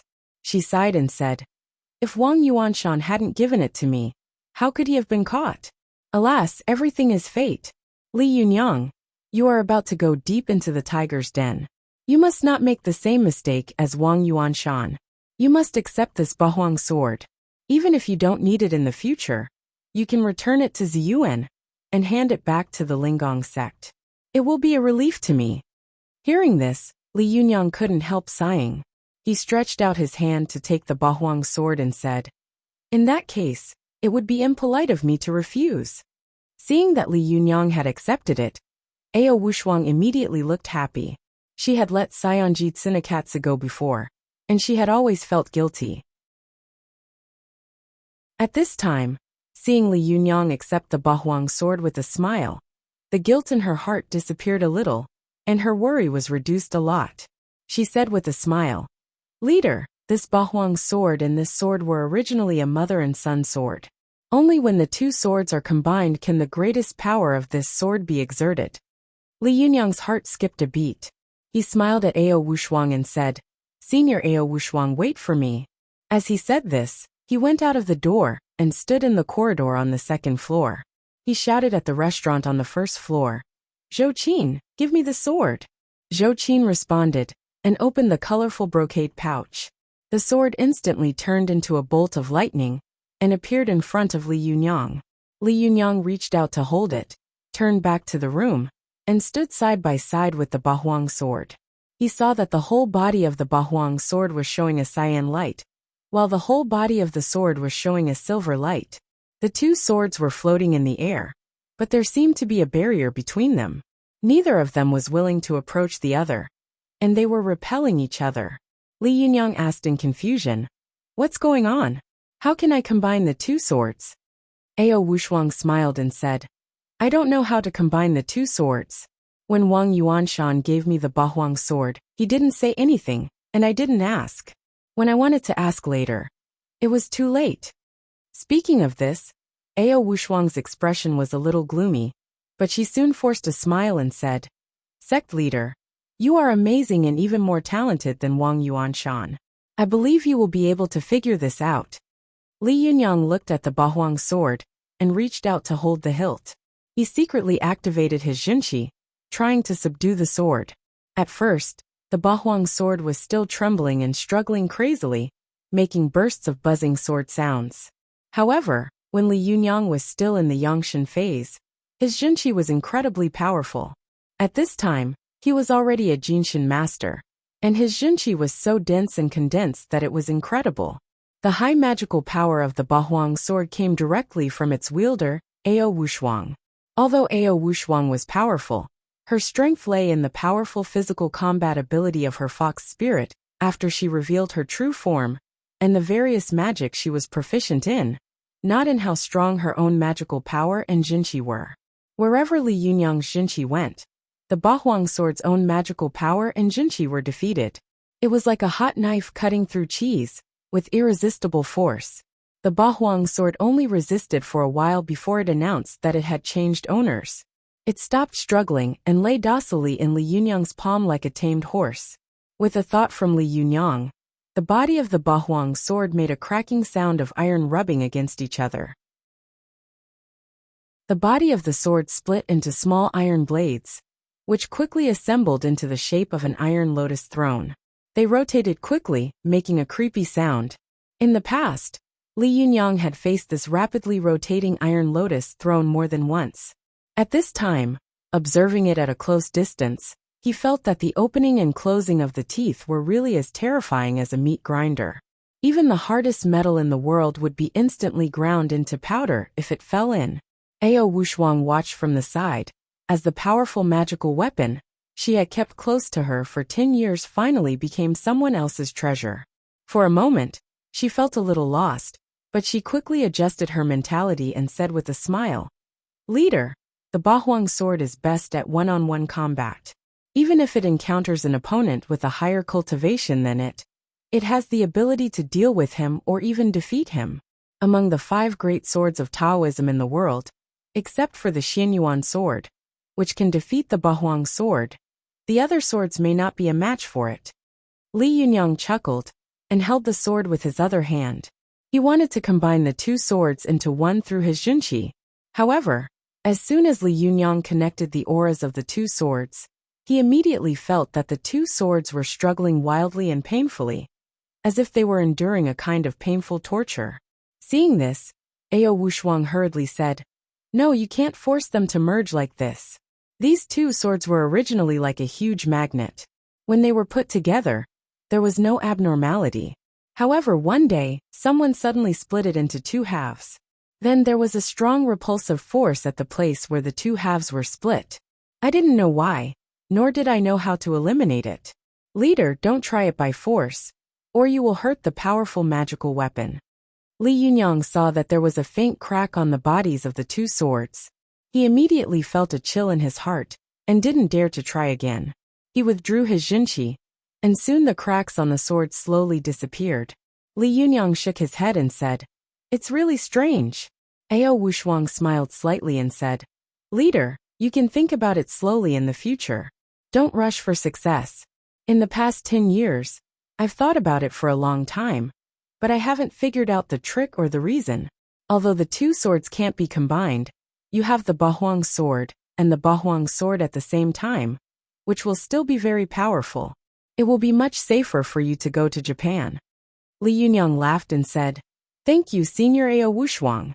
Ao Wushuang felt ashamed in her heart. She quickly asked then, "Leader, when are you going to set off? Will you take others with you?" Just as Li Yunyang was about to speak, he heard a few voices coming from the door. They said in unison, "Take me there." Chapter 630.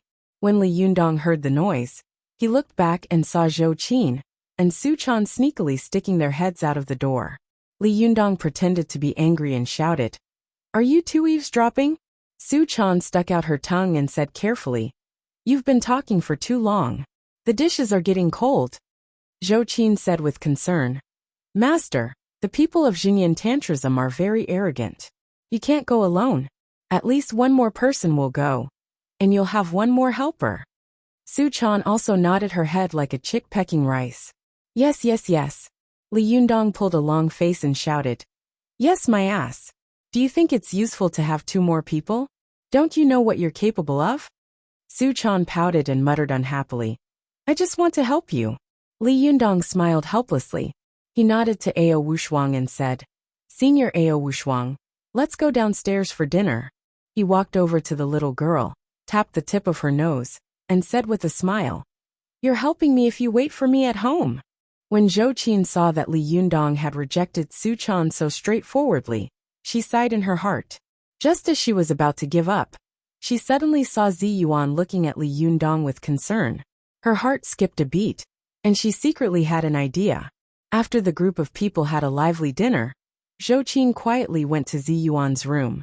At this time, Zi Yuan was sitting cross-legged on the floor of the room. She smiled slightly without opening her eyes and said, "What's wrong with you again?" Zhou Qin smiled a little embarrassedly. "How did you know?" Zi Yuan closed her eyes and said with a smile, "I already knew when you looked at me just now. Do you want to secretly go to Japan with Li Yundong?" Seeing that Zi Yuan was straightforward, Zhou Qin didn't hide it anymore.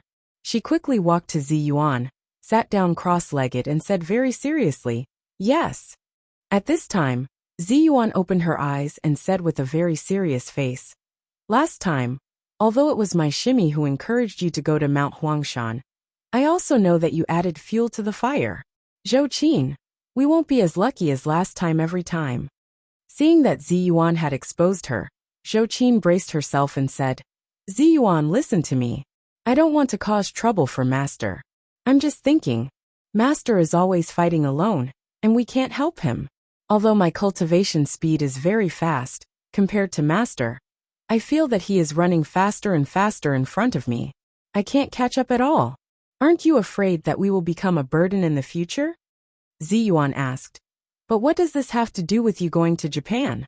Zhou Qin asked. "Don't you want to know what a real Jinshin fighting method is?" Zi Yuan laughed and said, Li Yundong has already said that Jinshin fighting is the unity of heaven and man.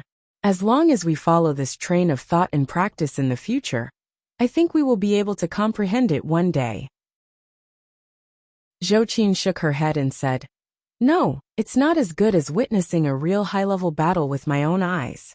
As long as we see what a real golden body duel looks like, we can comprehend it faster, right? Zhou Qin's words immediately moved Zi Yuan. She lowered her head and pondered.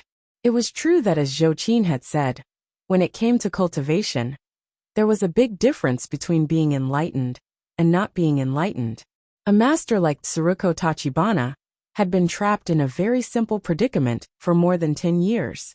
If Zhou Qin hadn't inadvertently pointed it out, he would have continued to be trapped. The election of the curator of the ancient meaning school and the new meaning school of Mount Koya originally had nothing to do with other cultivation sects, but the cultivators of other sects were also willing to come and watch. The purpose was to witness the fierce and wonderful battle between high-level cultivators. Sometimes, witnessing a high-level and wonderful battle was far better than cultivating for a year, or even longer. Zi Yuan thought about it seriously and said, If Li Yundong loses, what will you do? Zhou Qin was stunned. Since Master has already comprehended the secret of Jinshin fighting methods, with his experience of defeating the strong with the weak in the past, he will definitely not lose. However, Zi Yuan asked relentlessly, If he loses, what will you do? Zhou Qin thought for a moment and gritted her teeth. I'll save him even if I have to risk my life. Zi Yuan sighed and said, You see, this is what I'm most worried about. I'm afraid that if you fail to save him, you will also be in trouble. The overall strength of the Japanese cultivation world is not inferior to that of our Chinese cultivation world. Moreover, there must be many masters in Mount Koya that day. Not to mention you. Even if we go together, we will all be prisoners. If Li Yundong is alone nearby, even if he can't escape, his young spirit can escape, and it will be very difficult for others to keep him. Besides, if Li Yundong loses, he will be safe. The arrogant Japanese cultivation world will definitely let him back to humiliate our Chinese cultivation world. Zhou Qin snorted angrily. They are dreaming. Master will definitely not lose. Zi Yuan said. But if he wins, I will be worried that the Japanese cultivation world will be angry and detain him. Zhou Qin stood up and said angrily, Then we can't let them succeed. Zi Yuan smiled and said, Don't worry, I have a way. Zhou Qin curiously sat on the ground again and asked, What is it? Zi Yuan hesitated for a moment and whispered a few words in Zhou Qin's ear. Zhou Qin was stunned and asked suspiciously, How can that work? The next day, Wakayama Prefecture, Japan welcomed a sunny day. The major Japanese media had sent special teams to the vicinity of Mount Koya early in the morning, ready to broadcast this grand event in the Japanese cultivation world live. Because Japan was a religious country, almost all of its citizens believed in Buddhism, and there were tens of millions of people who believed in Jinyin Tantrism. Therefore, the election of the chief of the ancient meaning faction and the new meaning faction of the Jinyin Tantrism could be said to be a grand event for the Japanese people. According to the Japanese media, at least 20 million Japanese people would watch the live broadcast that day. On this day, many believers had fasted and bathed early, waiting devoutly at the foot of Mount Koya. Not long after, the gate of Mount Koya temple opened. The monks on the mountain, dressed in cassocks, slowly poured out in an orderly manner like a tide. The leader was an old monk in a red cassock. It was Kaisai Hikaryuni. Behind him were two old monks in purple cassocks. These two old monks stood on the left, holding a scripture in one hand. It was the treasure that Tang Mi's seventh-generation patriarch, Master Huigua, had passed on to the eighth-generation patriarch, Hongfa. The one on the right was holding an extremely exquisite and luxurious Vajra pestle. This Vajra pestle was made of pure gold and was inlaid with gems. It was gorgeous and dazzling. Behind the two old monks were two rows of middle-aged monks in purple kasayas. They were all great cultivators of the junior monk rank or above, and only monks of the junior monk rank or above were qualified to wear purple kasayas. These monks held wooden fish in one hand and kept knocking with the other, chanting incantations softly. Behind them were the monks below the grand primogenitor. Some of them were holding sticks, alms bowls, huge vajra pestles, or long swords in their hands. They came in all shapes and sizes, representing the different sects of the ancient meaning sections. When the major Japanese TV stations, newspapers and online media, who had been surrounding the foot of the mountain for a long time, saw these monks coming out, they immediately huddled together. Among them, a Mitsubishi van marked with words was the most conspicuous. It grabbed the front position. Several burly men and a female broadcaster, who looked very capable, quickly jumped out of the car and rushed to the front of the crowd to seize the favorable terrain for the live broadcast. When the other media saw that the big brother was taking the lead, they were not willing to be outdone. They swarmed up and blocked both sides of the road.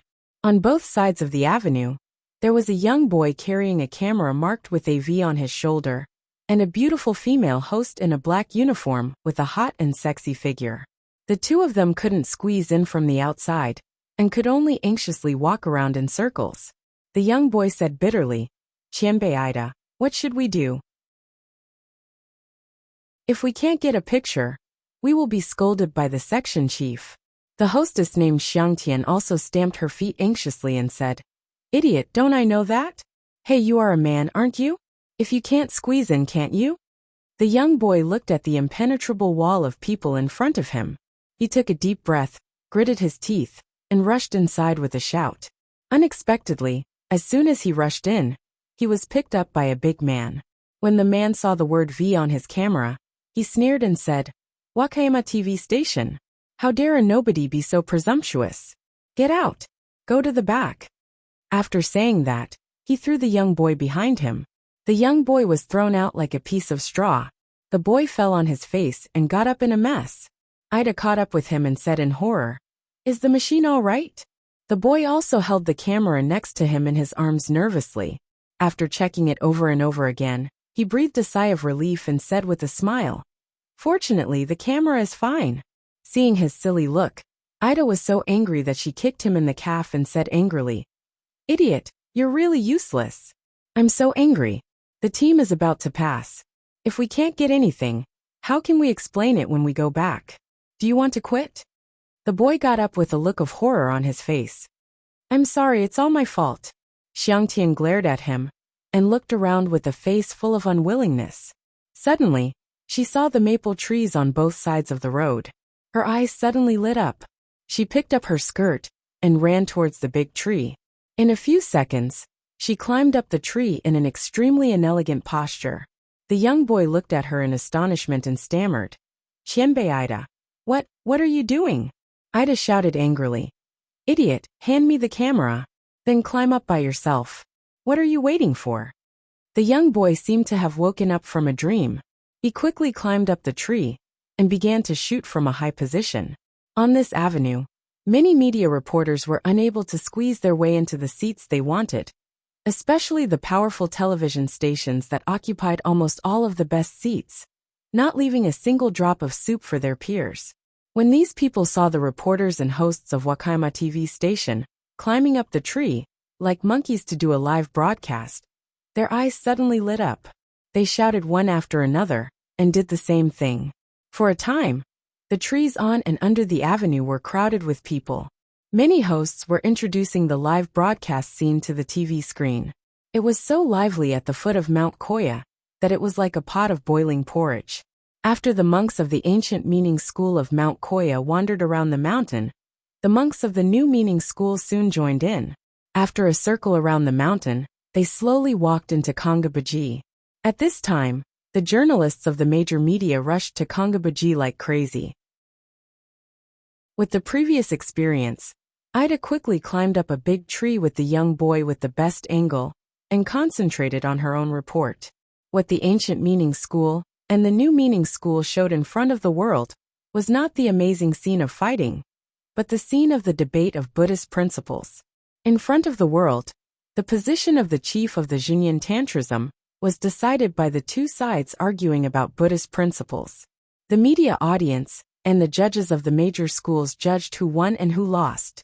This debate was long and cumbersome, The eminent monks of the two schools took turns to fight, and their saliva flew everywhere. The bald head and the bald donkey were the same. After a few hours, the interest of the journalists of the major media obviously declined. The young boy stuck the camera on a tree branch, aimed it at the lens and focal length, and looked left and right. After looking for a while, he suddenly realized that there were two television station employees, a man and a woman, whispering to each other under the tree. The young boy pulled Ida beside him and pointed to the tree silently. His expression seemed to be saying, "Look." It was the largest TV station in Japan, and it was also a world-class TV station. Almost all Japanese TV practitioners yearned to enter the television St. Hall. Ida looked at them angrily, stared at the young boy in front of her, and said in a low voice, "What's the big deal? Isn't it?" However, the little boy tilted his head with interest and listened to the conversation between the two people below. His absent-minded attitude angered the dedicated host. Xiangtian punched the little boy in the shoulder and said in a low voice, "What are you doing?" The young boy seemed to have dug out a big treasure. He made a gesture of silence to Ida, indicating that she should listen to what the two people below said. At first, Ida was angry and disapproving, but soon what the two people said attracted her attention. "Hey Rumiko, what's so interesting about such a boring debate? Why did the section chief ask us to shoot it? Just find a random rookie, and you'll be fine." "Tut, you don't understand. Hey, let me tell you in a low voice. The section chief has received internal information that this is actually just a cover to deceive the world. The real winner is an internal fight." "Fight? What fight? The school of ancient meaning and the school of new meaning? Ha, well this one is beautiful." No, of course not." "Then what is it, Rumiko? Tell me quickly." He begged me. "Well, you little slut, I'll teach you a good lesson tonight. Don't make trouble. Be careful not to be seen. Then tell me quickly. Don't hide it." "Well, don't tell anyone. Just follow me to secretly take photos later." It's said that the fight will be between Masako Tachibana, the goddess of Xinyan Tantrism, and a man. Hearing this, Ida and the young boy in the tree both raised their heads and looked at each other in confusion. A man?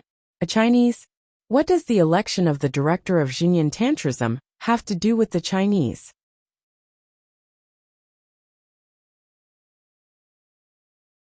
Chapter 631. The little boy heard a man and a woman whispering under the tree. After they left, he raised his head and whispered to Xiangtian, "Qianbei Xiangtian, what's going on?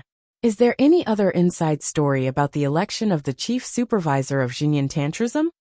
Xiangtian's eyes lit up and she said, "Maybe it's true. It's not surprising that he has his own way to get inside information." The little boy asked in confusion, "But why is he fighting with the Chinese?" Xiangtian rolled her eyes at him and said, "You ask me, but who should I ask? Come on, keep an eye on these two guys and follow them quietly." After the two of them discussed for a while, they waited until the Dharma debate was over before slipping down from the tree and quietly following behind the TV station's group. After the Buddhist debate, which attracted the attention of the whole country, the staff of the major TV stations were also busy packing up the machinery and then got into the car to leave. However, Xiangtian and the little boy found that many TV stations had left some of their staff behind.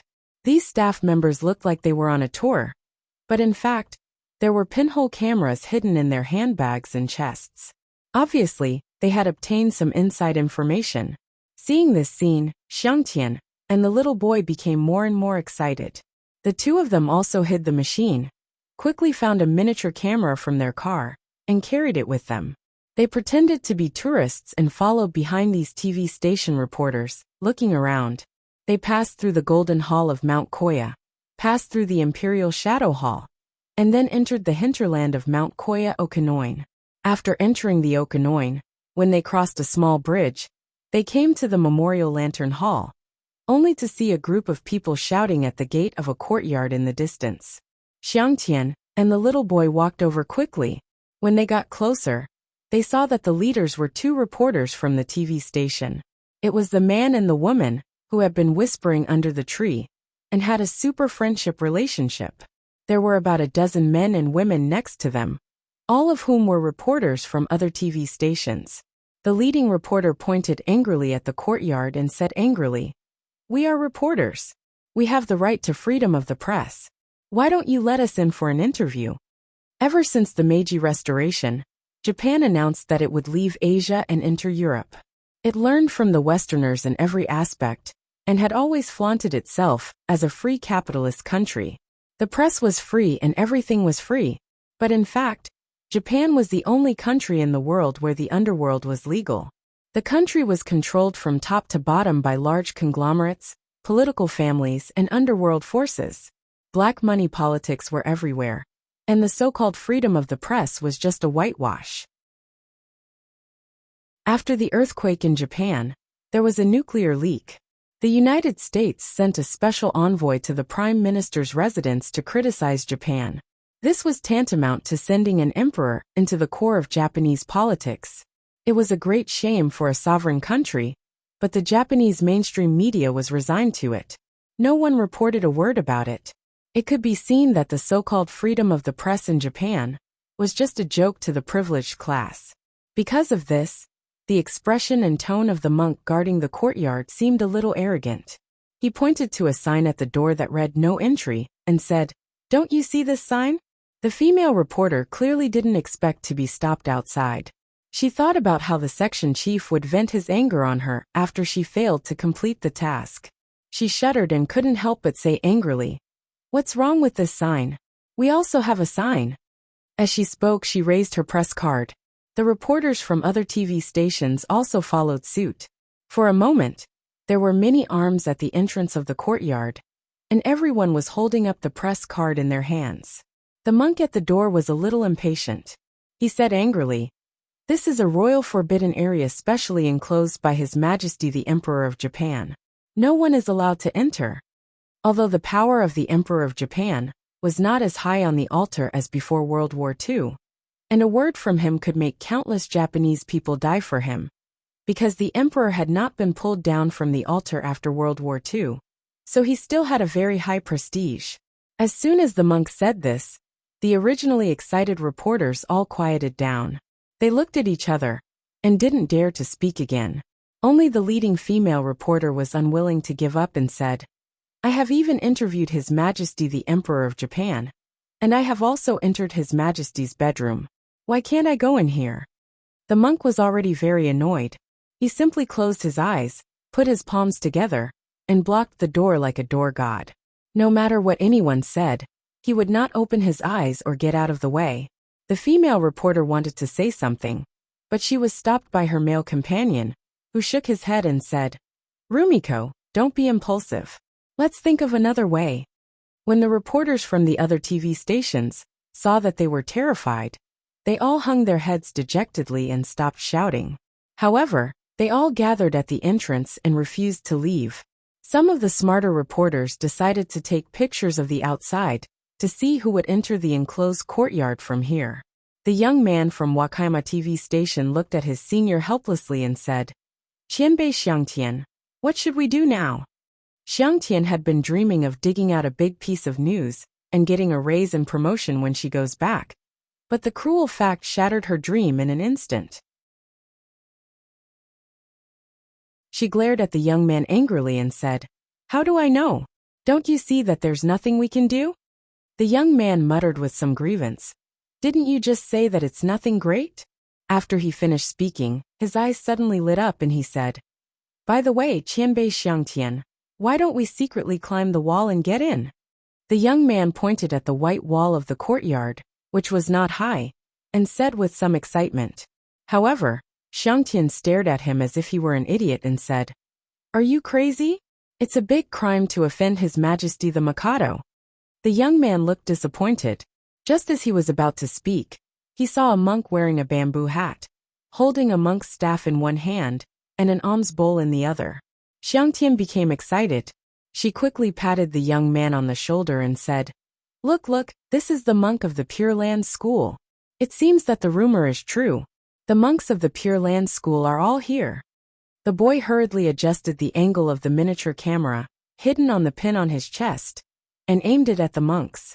He saw that the bamboo hats on the monks' heads were pressed down so low that he could not see their faces clearly. However, he keenly noticed that the monk walking at the back had a slender physique, a small pointed chin, and skin as smooth as silk. He did not seem to be a man. The young man couldn't help asking, "Qianbei Xiangtian, that seems to be a woman?" Xiangtian said with a knowledgeable expression, "What's so strange about that? Some monks of the Pure Land school have families." But she soon said indignantly, "Damn it, they can all bring their families in. Why can't we?" While she was complaining, the people next to her exclaimed, "Ah, the abbot of the Fahua sect is also here. Yes, I heard that he is an eminent monk. Today, I see that he is really solemn." The monks of the Fahua sect were much more generous than those of the Pure Land school. Their abbot was walking in the front, wearing a red cassock with golden threads. He was chanting Buddhist scriptures with one hand. When he arrived at the door, he bowed to the monks at the door, and then slowly walked in through the way. "The Fahua sect is also here. Are there any other sects?" Xiangtian couldn't help getting excited. As soon as she finished speaking, she saw two people slowly coming from afar. These two people walked side by side. The one in the lead wore a tall black hat and a white long-sleeved robe. To the right of these two stood a man of about 40 years of age. He was dignified and handsome, and he exuded an imposing aura. His hands were clasped in front of him, and he slowly walked forward step by step. Beside him stood a young boy of about 15 or 16 years of age. He was also wearing a tall hat and a long robe. Because he was quite short, even though he imitated his father and had his hands clasped in front of him, his wide sleeves kept falling to the ground, dragging as he walked forward. Xiangtian and the young man widened their eyes in an instant. The young man said in surprise, "Am I seeing things? Is it a yin yang master? Is this a TV series?" Xiangtian said excitedly with a fanatical expression on her face, "Oh my God, it's Abe, the patriarch of the Abe family. He's too handsome. It's better to meet him in person than to hear about him. The young patriarch is also very handsome. He's my type." Although the Abe family changed its surname to Tsuyumen in the Muromachi era of Japan, and has been used to this day, the Japanese people and the cultivation world still habitually call the Tsuyumen family the Abe family, in order to express their respect for the Abe family, which has made great contributions to the Japanese cultivation world, and even the whole country of Japan. After the patriarch and the young patriarch of the Abe family entered the courtyard, they soon disappeared from everyone's sight. Some reporters of Japanese TV stations were like star chasers, and they were reluctant to let go of the yin-yang masters of the Abe family. The young man of Wakayama TV station couldn't help sighing. "It turns out that the Abe family still exists now. I thought it was made up in a TV series." Xiangtian sneered and said, "You are a guy who has gone mad from studying in college. Listen to me. After the Abe family changed its name to Tsuyumen, it was protected by the Tokugawa shogunate in the Edo period. It established the Tsuyumen Shinto, and has always held the real power of the yin-yang group. After the Meiji Restoration, the new government deprived the Tsuyumen family of the monopoly of making calendars, and abolished the yin-yang sect. Fortunately, at that time, there were many branches of the yin-yang sect led by the Tsuyumen family. They secretly formed the Tsuyumen Shinto Association. According to the draft Constitution of Freedom of Religious Belief, drafted by General MacArthur, the Tsuyumen Shinto was able to become an official religious legal person, and continue to inherit the legacy of the Abe family, in the name of family learning. The young man was stunned. He was about to speak, but he saw a few men dressed in yin-yang master costumes walking slowly. He couldn't help but be surprised and said, "Are they also from the Abe family?" Xiangtian took a look and shook her head. "No, they are the yin-yang masters of the Kumo family, the mortal enemies of the Abe family." The young man looked at these yin-yang masters walking slowly on the road with awe. He sighed and said, "It's really an eye-opener. I didn't expect that the contents in the TV and movies were all true." Xiangtian looked at him helplessly and said, "Shut your mouth. You really make me lose face. Open your eyes and watch carefully. This is a grand event in the Japanese cultivation world. It can be compared to the existence of the heroes in the Three Kingdoms period. It seemed that in order to prove Xiangtian's words, it didn't take long for the cultivators of the Japanese Shintoism, the Black Dwellers, the Shinto cultivation sect, the Chuyin Grand sect, the Fusang sect, the Shimli sect, the Golden Light sect, the Deshang sect and other sects, as well as the witches and nuns of the major shrines, to come one after another. The reporters surrounding the courtyard gate were all stunned and sighed. When the last cultivator went in, Xiangtian couldn't help but stand on tiptoe and look inside. She sighed softly and said, "I really wish I could go inside and have a look." The young man couldn't help but sigh and say, "Yes, I really want to know what the Chinese man who is fighting with the Shingen Tantrism looks like. He is fighting with people alone in front of the entire Japanese cultivation world. Isn't he afraid?" As soon as he finished speaking, he saw a young boy walking slowly to him. The boy was dressed in a tang suit and had a headset in his ear. He asked with a smile, "Excuse me, why is he afraid?"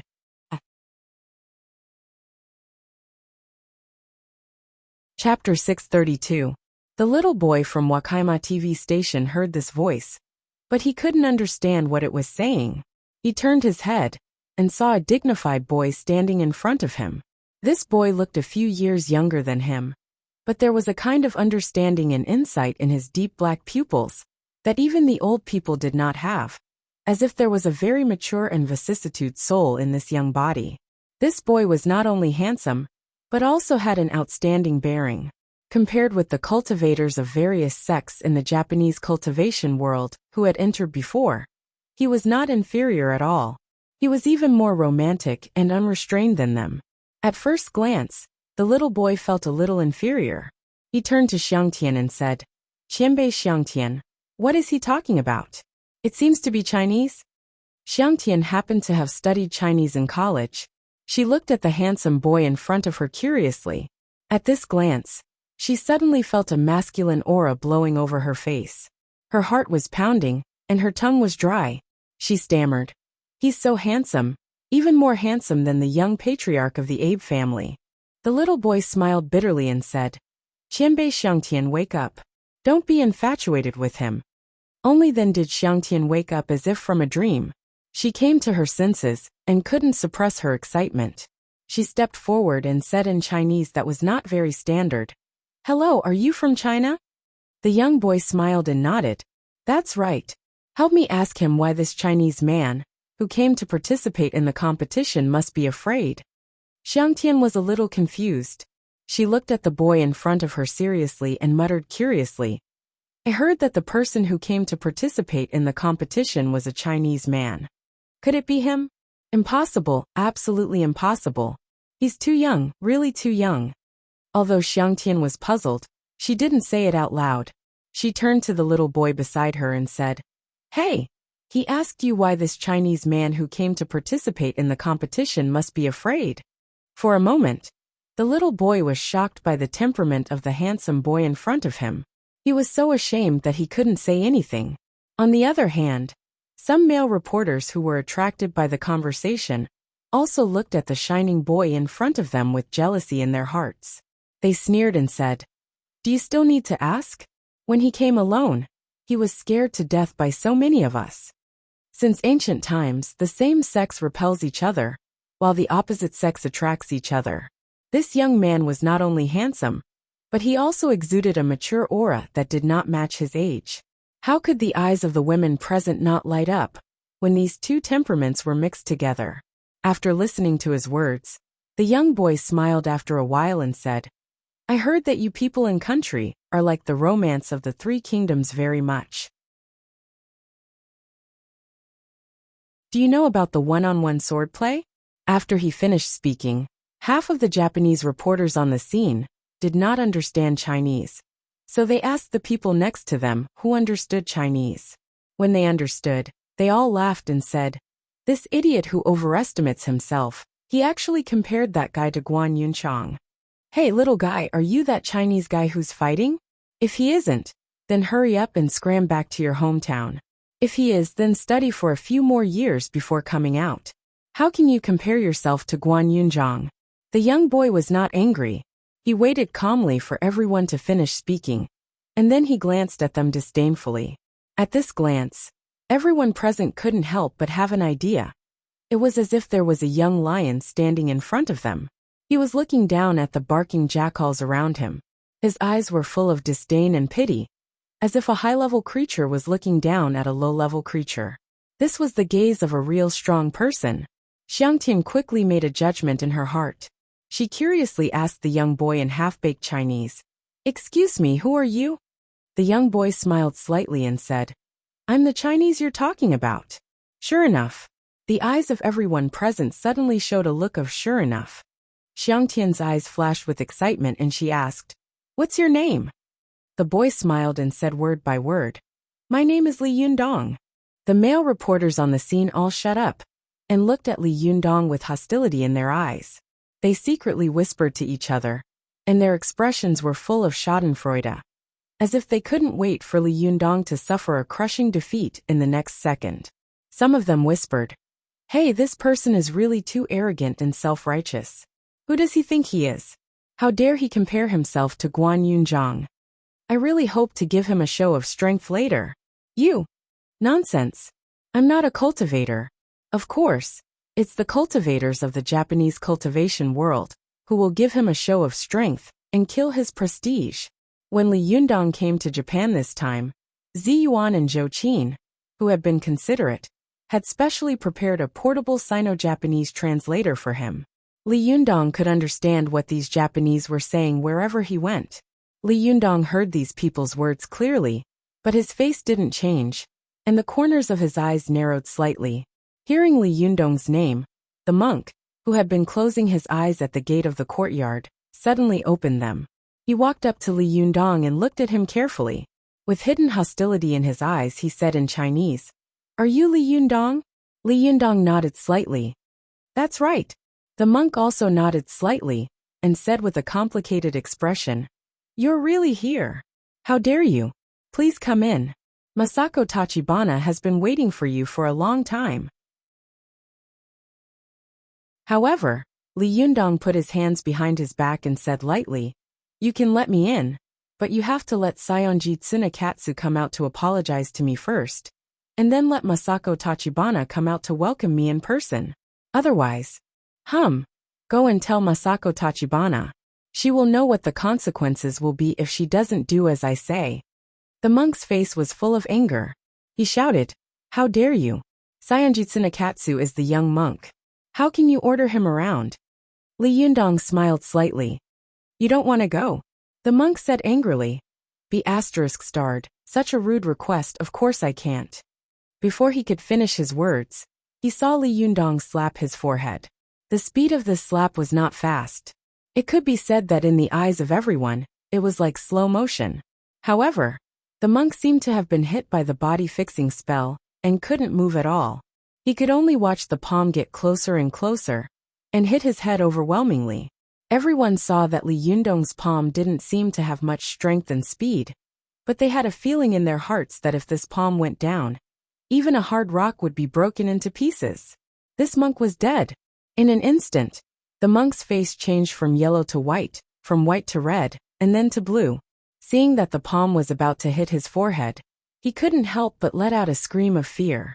Li Yundong's palm suddenly hovered in front of his forehead, and he asked with a smile, "Are you going or not?" The monk was trembling all over, and his back was sweating like rain. He swallowed a mouthful of saliva. Just as he was about to speak, he saw that everyone around him was staring at him. He couldn't help but bite the bullet and say in Japanese, "No." As soon as he finished speaking, the reporters around him burst into cheers. "Good job. This is a real cultivator. Don't be afraid of this person. This is Japan."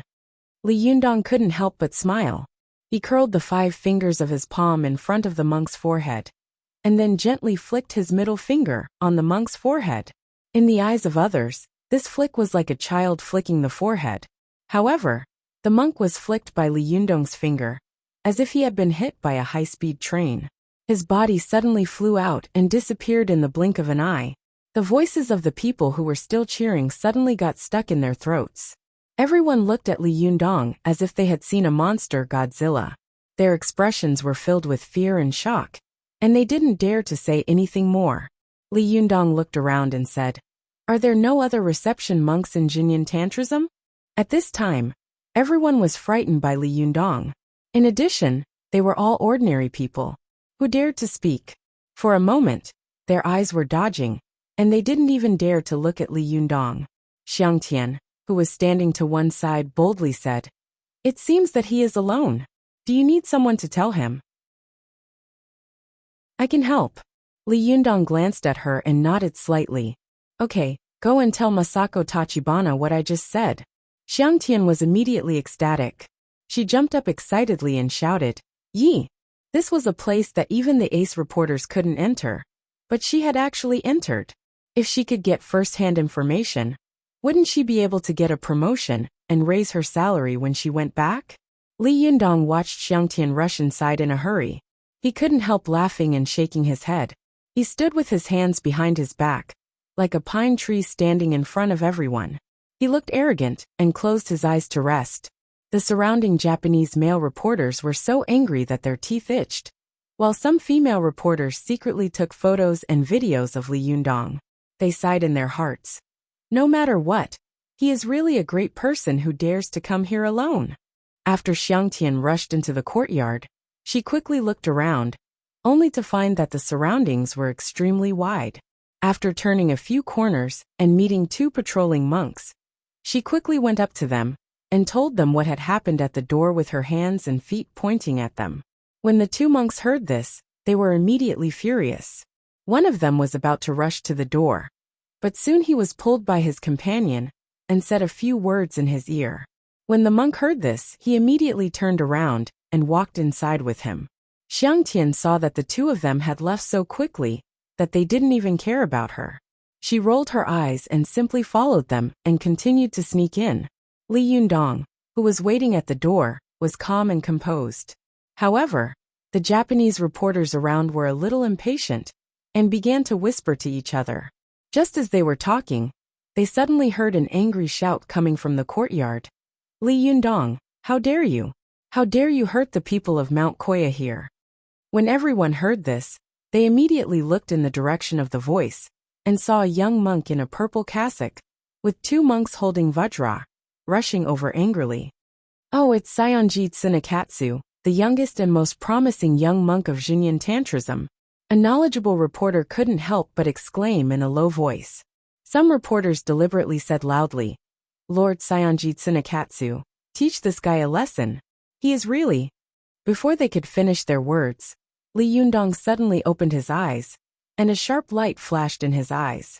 With a stomp of his feet, his whole body shot out like a cannonball, instantly appearing less than 3 inches in front of Sayonji Tsunekatsu. Before, Li Yundong had stood quietly in the same place. Everyone felt that he was as quiet as a statue or a mountain.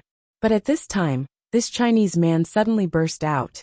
His momentum was like a gale and a raging fire, and his movement was like a thunderstorm. Sayonji Tsunekatsu had never expected that Li Yundong would not only dare to hurt people in the core hinterland of Mount Koya, but also dare to attack him. This was simply audacious. But Li Yundong did it in a place and time that no one had expected. The battle between masters was only a hair's breadth. Li Yundong's cultivation was above that of Sayonji Tsunekatsu. At this time, after comprehending the realm, he was even more powerful and difficult to resist. His move was as fast as lightning. Sayonji Tsunekatsu saw that Li Yundong seemed to move in an instant. His body appeared in front of him, and his palm hit his head. This palm seemed to suck in all the air around it in an instant, forming a vacuum vortex. The force was so fierce, and the momentum was so fast, that the air around it was squeezed and distorted. Sayonji Tsunekatsu was shocked. With a shout, he lifted his hands up. The two monks beside him also reacted very quickly, and the vajra in their hands smashed toward Li Yundong. "You dare to steal treasures on the land of China. Why can't I beat you to death on your land?" Li Yundong shouted and didn't dodge at all. His palm met the palm of Sayonji Tsunekatsu. Suddenly there was a loud bang. The place where the two palms wanted to meet suddenly released a powerful airflow, instantly blowing the two monks beside them to both sides. Li Yundong's blood was surging, and his junqi was pouring out like a mountain torrent. His palm was like Mount Tai, slowly pressing towards Sayanjitsunakatsu's head. Sayanjitsunakatsu's bones crackled, as if there were tens of thousands of pounds of force constantly pressing down on his head. His legs trembled, his arms bent little by little, and his handsome face became distorted. "Kneel down and apologize." Li Yundong glared at him angrily, added strength to his palm again, and shouted angrily, "In addition, hand over the Medicine King tripod. Otherwise, I will smash you into meat paste." After he shouted, his whole body surged with great strength, and at once Sayanjitsunakatsu's 2 knees made a cracking sound of bones breaking, and then he knelt in front of him with a thud. At this time, all the people on the scene were stunned. They couldn't believe their eyes. The young monk of Xinyan Tantrism was beaten to his knees in one face-to-face encounter.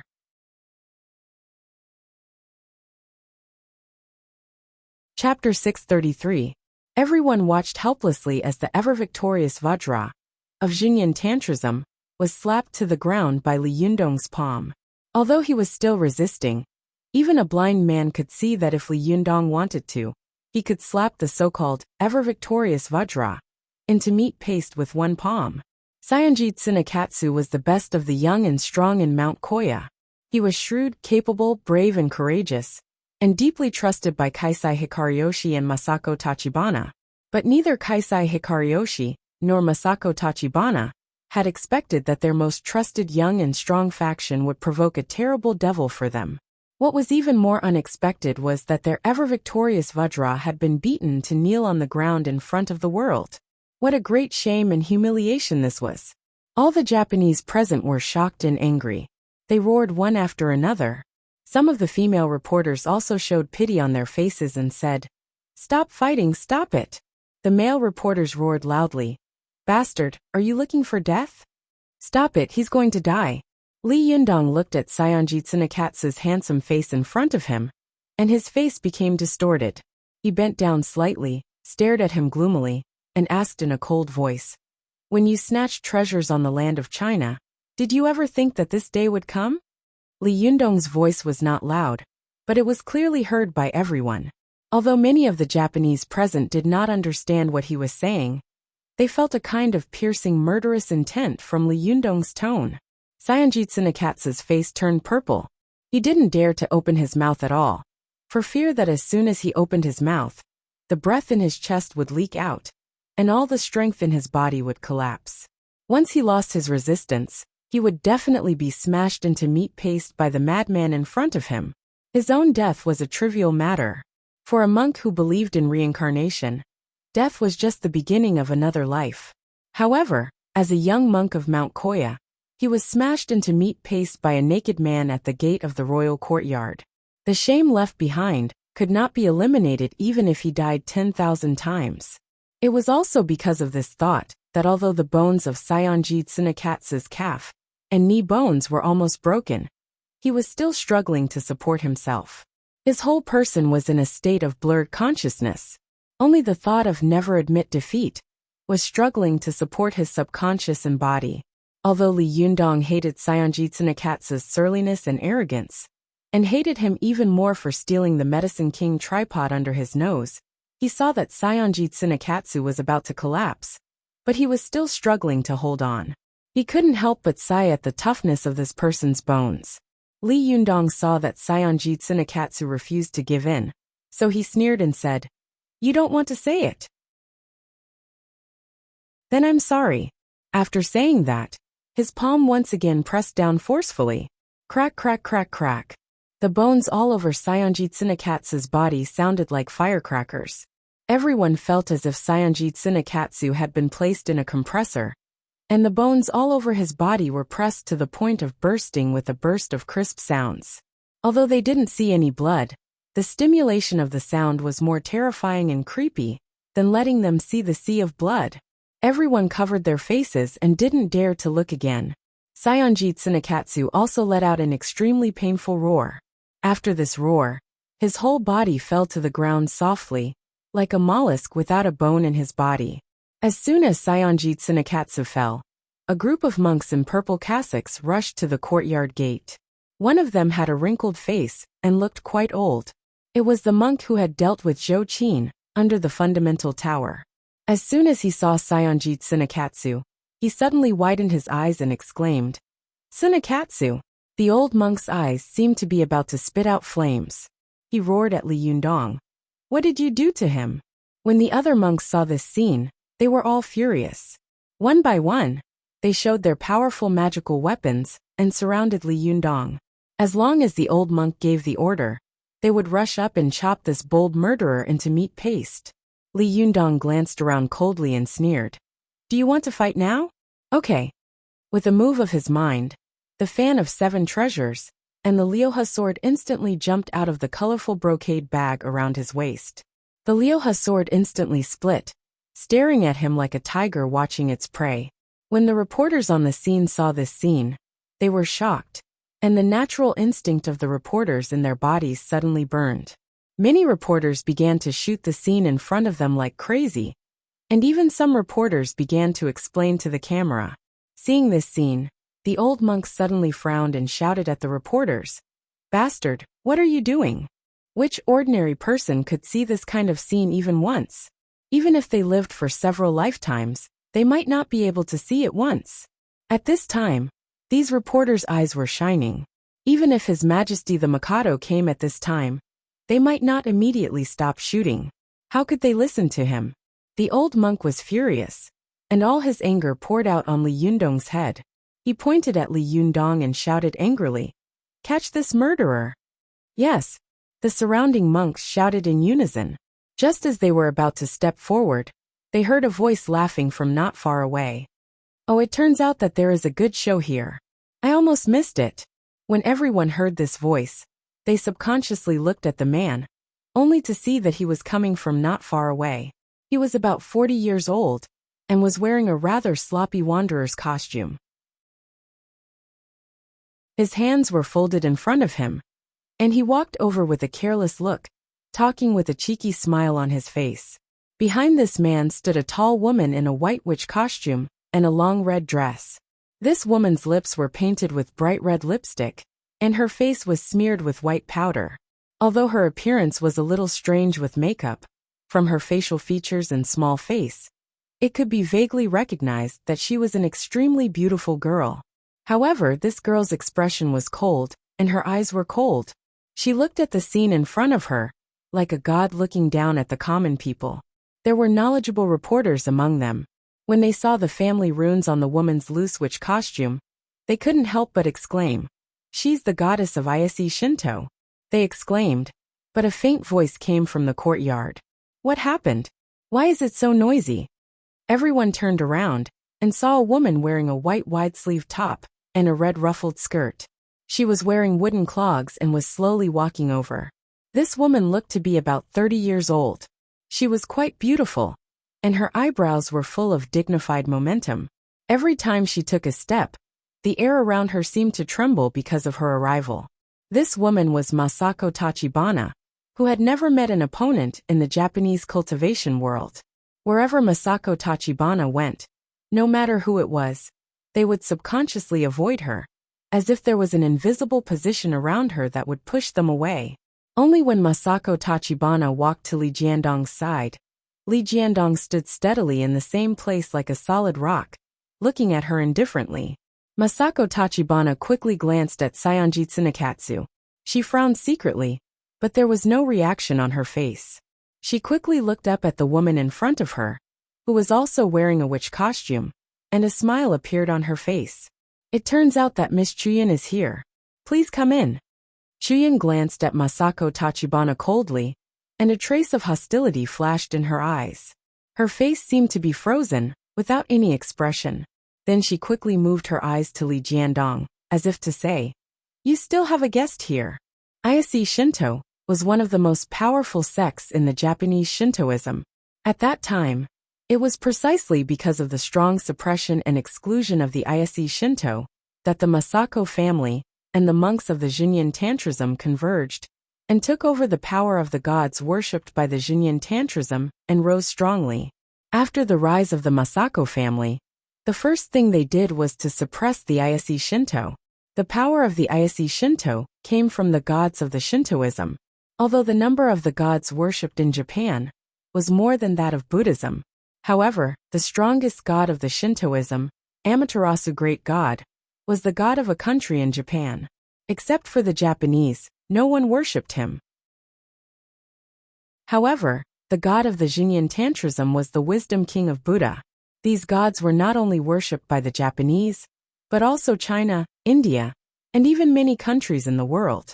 As the saying goes, people fight for a breath, and Buddhas fight for an incense stick.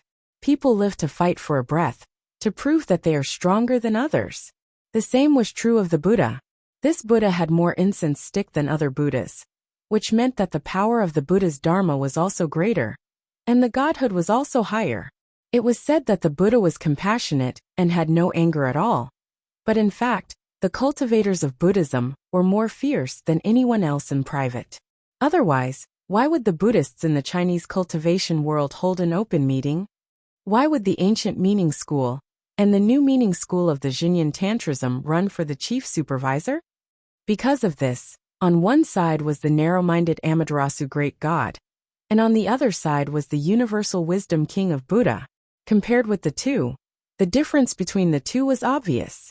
This was also the reason why Masako Tachibana had been invincible in Japan for so many years. Because of this, all the great priests and goddesses of the Shintoism regarded the Tachibana family as apostates and were deeply hostile to them. Masako Tachibana naturally knew this, so after exchanging some pleasantries with Chuyen, she turned her eyes to Li Yunyang and said coldly, "Junrenli, I invited you here with good intentions. Is this how you treat your guests? You Chinese people boast about being a country of etiquette. Humph, last time your disciple heard our monks at the gate of the mountain, and this time you heard our young monk at the foot of His Majesty the Mikado. Is this your etiquette? Have all of you forgotten sage Confucius's teachings? It's said that you Chinese people have long forgotten your roots. Now it seems that it's true. If you don't give us an explanation today, do you think you can still leave here?" At the end of the Qing dynasty and the beginning of the Republic of China, after the May 4th movement, the long-term war, the great leap forward in the early days of the founding of the People's Republic, the essence of Confucian culture was almost lost. But like Tangmi, when China lost its traditional culture, the Japanese people respected the Confucian culture of China for thousands of years and slowly absorbed it into their own culture. There were three major beliefs in Japan. The first was Shintoism, the second was Buddhism, and the third was Confucian belief. Even Master Hongfa once went to Kyoto to learn Confucian culture. It could be said that the mainstream cultural ideas of Japan were composed of these three. When Li Yunyang heard Masako Tachibana's words, he burst out laughing and said, "Well said.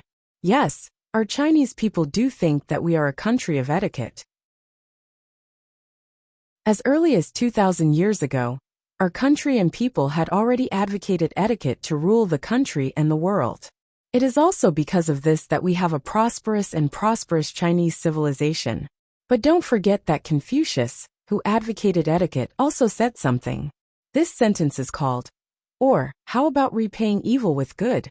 Confucius said, how to repay evil with good? Repay evil with honesty, repay good with good. With a sarcastic smile on the corner of his mouth, Li Yunyang said with mockery and disdain, "Do you know what this sentence means?" The meaning of this sentence is, if a person bullies us and has a grudge against us, do we still need to use morality to reform them? Humph, Confucius said, if people bully us, why should we use morality to report them and reform them? Are you crazy? If they have a grudge against us, then we have to take revenge. If the other party treats us in a moral way, then it's not too late for us to respond in a moral way. As Li Yunyang spoke, his tone suddenly changed. He shouted sharply, "In order to force me to come to Mount Koya, your Saionji Tsunekatsu used despicable means to hurt the innocent people of our country and steal the national treasure of our country. Is this your so-called etiquette? Well, I'll tell you." Li Yunyang pointed to Saionji Tsunekatsu, who had turned into a pool of mud under his feet, and shouted angrily, "Blood for blood, a tooth for a tooth. This is the etiquette of our Chinese people."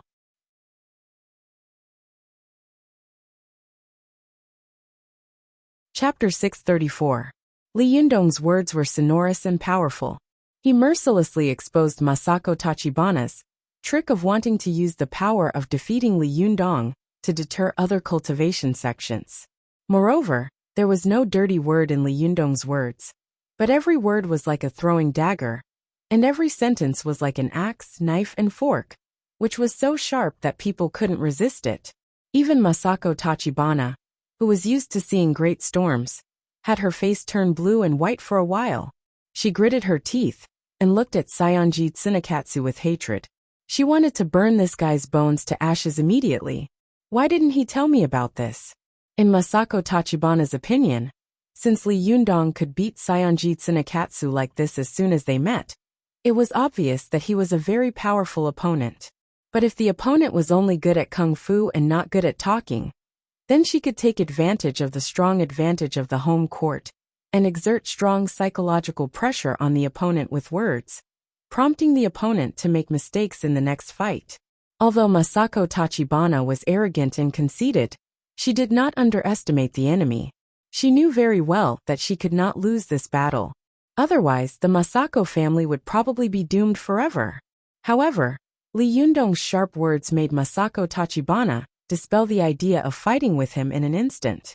Masako Tachibana said hatefully, "Before, his disciple was also a sharp-tongued person. I didn't expect that his master was also a sharp-tongued person. Damn it. If you lose later, I'll beat all your teeth out." Although many of the Japanese people in the surrounding area didn't understand Li Yundong's Chinese, when they saw Li Yundong and Masako Tachibana, one was righteous and the other was angry. They couldn't help but be full of doubts for a while and whispered, "What happened between them? Could it be that Masako Tachibana really did something shameful? Bastard, does Masako Tachibana need to do such a thing? Then, why is this happening? How do I know?" The middle-aged man standing next to the Ayase Shinto goddess took advantage of the situation and said with a smile, "It turns out that you have such a skill. Amazing, really amazing. As expected of an apostate, you can do anything." Masako Tachibana was so angry that she glared at the middle-aged man fiercely. A sharp light also flashed in the middle-aged man's eyes. Suddenly, there was a boom in front of them, as if a bomb had exploded out of thin air. A wave of air spread in all directions, causing the reporters around to take a few steps back in horror. At this time, Masako Tachibana couldn't get out of the stage, but she heard a kind and solemn voice coming from behind her. Came from behind. Amitba.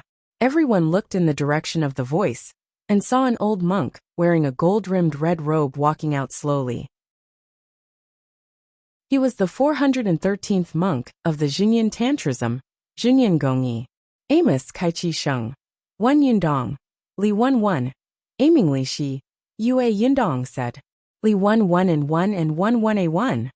1A Yundong Yin and 1-1.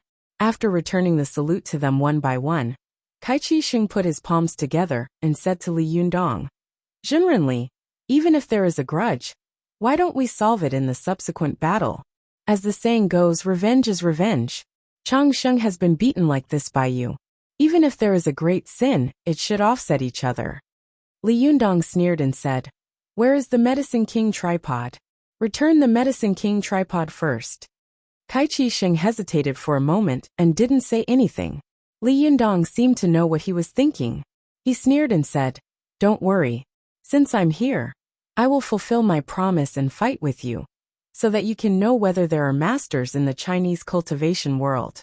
But before that, you have to return the Medicine King tripod to me, because it should have been a powerful magical weapon of China." Kaichi Sheng nodded slightly and turned to a monk beside him. "Go to Chang Sheng's room and have a look." Seeing that Kaichi Sheng had actually listened to Li Yundong's words, the monk couldn't help but be anxious and said, "Great monk, how can you let a..." Before he could finish his words, Kaichi Sheng glanced at him slightly. Although his gaze was not sharp, it made the monk not dare to say anything more. After glaring at Li Yundong with hatred, he turned around and left. Not long after, the monk came back with a purple gold tripod furnace in his hand. Kaichi Sheng took it from his hand, smiled slightly, and held the Medicine King tripod in front of Li Yundong with both hands. He said, "Please rest assured, Junrenli." Li Yundong didn't stand on ceremony. He took the Medicine King tripod and stuffed it into the colorful brocade pouch around his waist. The Medicine King tripod, which was as big as a head, immediately disappeared, causing the Japanese reporters around to widen their eyes and exclaim. Their eyes were fixed on Li Yundong's waist, as if they wanted to see what was there. Seeing that Li Yundong had accepted it, Kai-Chi Sheng made a gesture and said, "Junrenli, please come in." Seeing that the other party was polite, Li Yundong also politely made a gesture and said, "Great monk, please come in." The two of them were hypocritical and polite. If it weren't for the fact that the people around them had seen what had happened between the two sides, they would have thought that they were a pair of good friends who hadn't seen each other for a long time. After Kai-Chi Sheng led Li Yundong into the courtyard, the reporters behind him began to make a noise. "Let us in too." "Yes, let us go in together. Why can Chinese people enter our Japanese place but we can't enter our own?" Kai-Chi Sheng frowned slightly. As he led Li Yundong into the courtyard, he said to the monk next to him, "Go and seal the door. Don't let them in." The monk nodded, and soon two monks followed him to the door. After the two men of Ayase Shinto entered the courtyard, the three monks blocked the door like a city wall. They put their palms together and closed their eyes. No matter what the reporters said, they didn't move and turned a deaf ear to them. After Li Yundong entered the royal courtyard, he saw that there were tall fir trees around. Some courtyards had been beautifully designed into a garden scene. There were small bridges flowing water, rockery and strange rocks. Stone benches, stone tables, and shrines with strong Japanese style could be seen everywhere. Li Yundong followed behind Kaisai Hikariuni. After taking a few turns, he suddenly saw that he had arrived in front of a Japanese building in the shape of a square. This building was only 2 stories high. It had cornices and arches, black tiles and red pillars. The upper floor was carved with jade and hollowed windows. Downstairs was a corridor and a hall without sliding doors. At a glance, he could see that there were many people sitting on the tatami in each room. Some of these people were wearing monk robes, while others were wearing Shintoist robes and witch robes. There were probably 200 or 300 men and women, old and young. These people were originally talking and exchanging greetings with each other. At this time, when they saw Li Yundong coming, they immediately stopped talking and looked at Li Yundong in unison. This was where almost all the elite experts of the Japanese cultivation world were. Their gazes were as oppressive as Mount Tai, which could be imagined. However, Li Yundong didn't notice it at all. With a smile on his face, he looked around in a neither servile nor overbearing manner. Li Yundong saw that one of the windows on the second floor on the east side had not been opened, while the windows on the other floors were all open. There were also some people looking down from the windows upstairs. Li Yundong pointed to the window and asked Kai-Chi Sheng, who was beside him, "Who's up there?" Kai-Chi Sheng smiled faintly.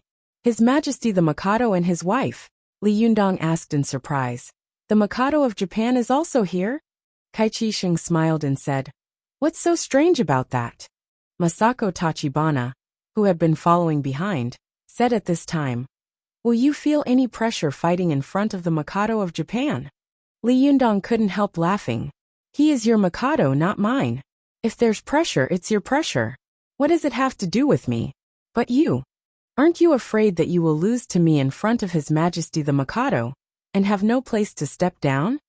Masako Tachibana raised her head and laughed loudly. "That's impossible." After that, she raised her head and walked slowly into the field. At this time, the middle-aged man of Ayase Shinto, who was walking behind them, also said to Li Yundong sympathetically, "Young man, I appreciate your courage, but you're..." As he said this, he pointed to his head and sneered, "I don't appreciate your wisdom." Li Yundong asked with great interest, "Oh? Why?" At this time, the goddess of Ayase Shinto, who had been as cold as ice, said coldly, "Because smart people will not choose to fight with Masako Tachibana in the main mountain of Jinyan Tantrism. You are courting death foolishly." When Li Yundong saw this goddess at first glance, He felt that she was very cold and elegant. Although she looked young, her behavior and words were like that of an old woman. She was so calm that she was a little strange. Li Yundong asked with a smile. Why do you say that?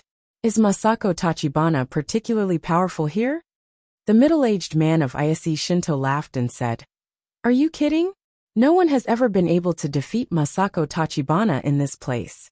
Here, the power of the gods that Mount Koya has worshipped for thousands of years will become her power. Do you think you can fight against the power of faith that has been accumulated for thousands of years? Don't talk nonsense. As he said this, the middle-aged man looked at Masako Tachibana with complicated eyes and said with emotion, This is Masako Tachibana's home field. Chinese people, in the away game, it's better to keep a low profile and be honest. I'll give you a suggestion. This suggestion is to admit defeat as soon as possible when the fight begins. The earlier you admit defeat, the greater your chance of survival. Once you make Masako Tachibana angry, it will be your doomsday. Li Yundong laughed and said, You said that no one has ever won against Masako Tachibana here? The Ayase divine lady continued coldly. Never. Masako Tachibana has never fought with people outside Mount Koya. It turns out to be a teenage mutant ninja turtle. Li Yundong laughed and said, Well, today I will be the first person to break her turtle shell in her home field. Seeing that Li Yundong didn't listen to him, the middle-aged man shook his head and muttered in Japanese, What a stubborn fool. Hopeless. After that, he ignored Li Yundong and turned to the goddess beside him. He said in Japanese, Chuyan, let's go. This guy is already a dead man. Don't talk to him. At this time, at the gate of the royal courtyard, the reporters of the major Japanese TV stations gradually quieted down after making a ruckus for a while. Some experienced reporters simply began to broadcast live at the gate and introduced what had just happened verbally. Just as they were talking to the camera lens, several hosts who were on the screen were stunned at the same time and looked in one direction. The reporters who were filming also turned their heads curiously, only to see 3 monks wearing bamboo hats, holding Buddhist staffs and cloth shoes slowly walking over behind them. Strange, why are there still people here? Although these reporters were puzzled, some of them reacted quickly. They rushed to the 3 monks and asked loudly, Excuse me, are you here to attend the meeting inside? Which sect are you cultivators from? Can you take us in with you? But no matter what they said, the 3 monks kept their heads down, pressed their bamboo hats down, and didn't say a word. Some sharp-eyed reporters were keenly aware that there was a faint fragrance coming from the 3 of them. Moreover, the skin on their necks was as delicate as porcelain when they lowered their heads. They couldn't help but be stunned. They seem to be women. Are they from the Pure Land School? But I've heard that the Pure Land School brings female family members here. I've never heard of 3 women dressed like monks coming together. Who the hell were these 3 fellows?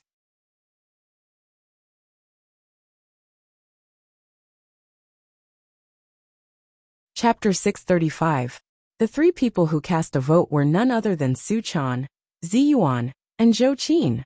According to Zi Yuan's plan, the 3 of them had secretly followed Li Yundong to Mount Koya, and then disguised themselves as the ascetic monks of the Pure Land sect. Because the ascetic monks had to walk all over the world and beg alms along the way, they all wore bamboo hats and held Buddhist staffs in their hands. The bamboo hats could shelter them from the wind and rain, and the Buddhist staffs could help them subdue demons along the way. At the same time, in order to sharpen themselves, all the ascetic monks wore straw sandals, and none of them wore cloth shoes like the 3 of them. With Zi Yuan's meticulousness and Zhou Qin's shrewdness, they naturally thought of this. But when the 3 of them put on the straw sandals, they found that the 6 feet in the straw sandals were delicate and white, like jade and porcelain. They didn't look like the feet of an ascetic monk at all. In particular, the fingernails of Su Chan's toes revealed a charming pink. Even in the simple straw sandals, they looked like 10 small pink petals. The 3 beautiful women looked at each other's feet and had no choice but to find 3 pairs of cloth shoes with a wry smile. Others couldn't see these details, but how could the monks guarding the gate of the courtyard not see these details? How could the ascetic monks of the Pure Land sect wear cloth shoes? The three monks stared suspiciously at the cloth shoes on the three men's feet, not even blinking for a moment. Su-chan, who was walking in the middle, was stared at by the people around her, and her hair stood on end. She couldn't help whispering, "Sister Ziyuan, we seem to have been discovered. We can't get in. What should we do?" Zhou Qin, who was behind her, immediately poked her gently under the cover of her body and whispered, "Don't talk." Ziyuan also transmitted her voice, "Don't talk. Follow me." Ziyuan walked in the front, still with her head down and her bamboo hat pressed low. Under everyone's gaze, she suddenly turned to another stone road and walked in the other direction of the royal courtyard. Just as Su-chan was about to breathe a sigh of relief, she saw a Japanese reporter pouncing on her and shouting at her. Su-chan was dumbfounded. She didn't understand Japanese, so how could she know what the other party was talking about? Li Yundong could carry a translator with him and put earphones in his ears, but they couldn't. What kind of ascetic from the Japanese Pure Land sect would have earphones in their ears? Not only Su-chan, but Ziyuan and Zhou Qin also didn't understand Japanese. Their bodies froze and they became highly vigilant. Zhou Qin even subconsciously touched the Vulcan's whip hidden at her waist. Her whole body was covered with shinchi, ready to explode at any time.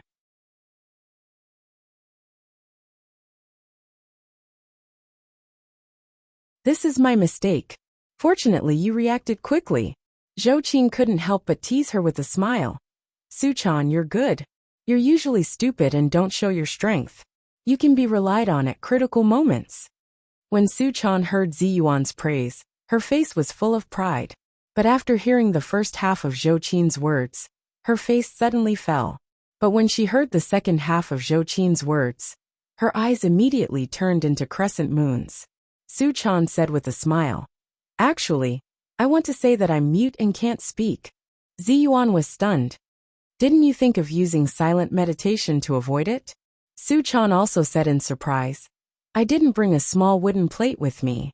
How could I pretend to be silent?" Zhou Qin couldn't help laughing. "I wanted to praise you for your quick reaction and keen sense of opportunity, but I didn't expect you to be a blind cat bumping into a dead mouse." After Zhou Qin said this, Ziyuan, who was beside her, couldn't help laughing. "We're really lucky. If those monks come to question us, we'll be in trouble. We have to be careful next time. It's impossible for us to be so lucky all the time. This is the main mountain of Xingyan Tantrism. If we're not careful, we'll be doomed eternally." However, Su-chan didn't realize that she had gone deep into the tiger's den at all. Her eyes were full of excitement, and she said with a cheeky smile, "It's okay. Yundong said that I'm a fool. But I'm a fool." Zhou Qin pointed at Su-chan and laughed. "You finally admit that you're stupid?" Su-chan stamped her feet and said angrily, "You're so annoying." The little girl didn't want to be entangled in this topic with Zhou Qin, so she changed the topic and turned to Ziyuan and asked, "Sister Ziyuan, what should we do now? It seems that things are not in the plan now." Ziyuan thought for a moment and said, "It's also in the plan now.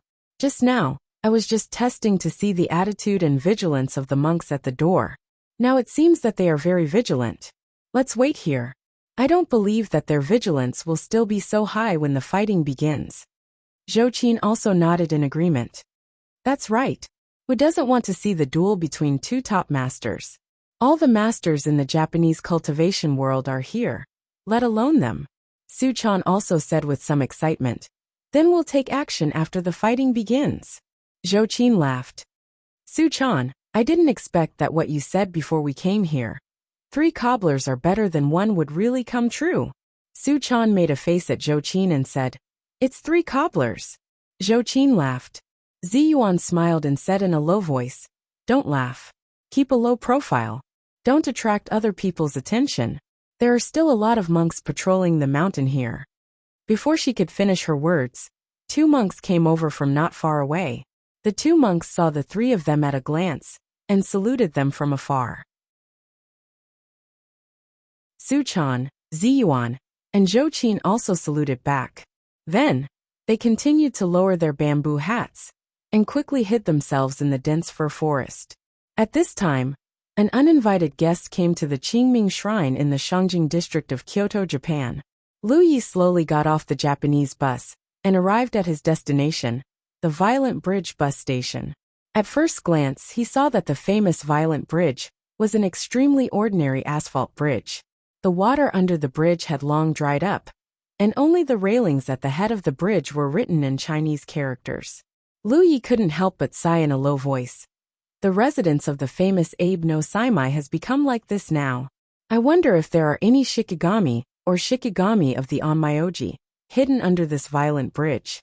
After the death of the famous Onmyoji in Japan, Abe no Saimai, the Onmyoji, moved his residence here, which was at the intersection of Yumen Road and Zaidanjuan Road in Heian capital at that time.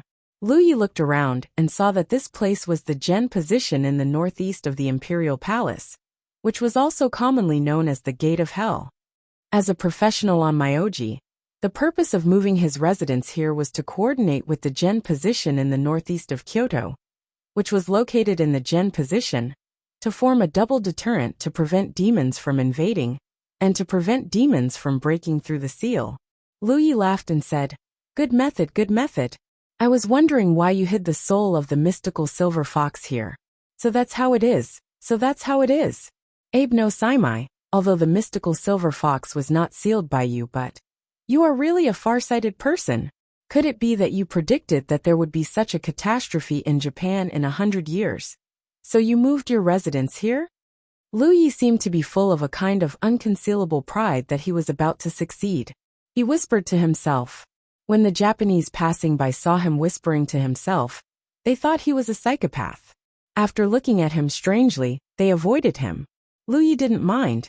While looking at the surrounding scenery, he slowly walked to the Qingming Shrine.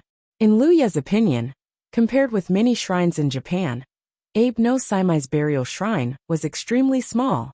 Next to the shrine, there were even ordinary residential houses. There was only a stone tablet and a stone archway at the entrance of the shrine, with 4 Chinese characters written vertically and horizontally on it, Qingming Shrine. After entering the Qingming Shrine, he saw a very small stone bridge in the courtyard. It was called the Evil Bridge, but it was just a miniature version of the original bridge outside. Beside the miniature bridge, there was even a white screen for tourists to take photos. On the screen, there was a scene of Qingming driving ghosts. The face was deliberately circular and hollowed out. Some tourists were gathering behind the screen to show their faces, pretending to be Qingming or a little ghost, to take photos for fun. Compared with some ancient shrines, this shrine, which had existed for nearly 1,000 years, had been renovated. It looked brand new and clean everywhere, without the slightest sense of historical antiquity. On the other hand, there were some snack shops full of classical Japanese flavor, which added a different charm to the shrine. Lu Yi walked to the front of the Qingming Shrine and came to a stone tablet that was placed in the corner. This stone tablet was ordinary, but there was a deep and bright red pentagonal pattern engraved on it. This was also the unique pattern of the Yin-Yang Master, which was used to subdue demons. Lu Yi looked at the bright red pentagonal pattern on the big stone tablet. He laughed in a low voice and said, "Who could have imagined that? In such an inconspicuous place, the strongest 9-tailed celestial fox in thousands of years is sealed?"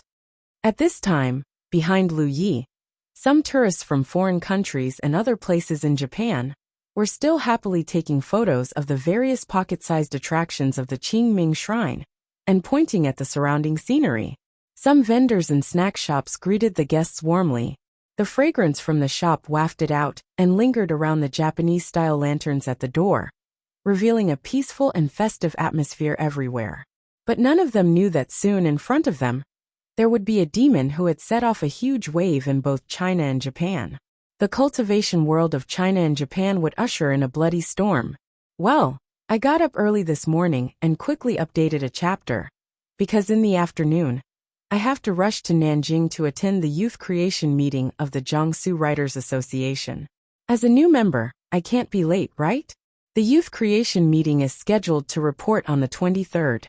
The meeting will be held on the 24th and 25th, and they will return to Suzhou on the 26th. In the next few days, I will try my best to keep updating. If there is any delay, please forgive me. Thank you very much.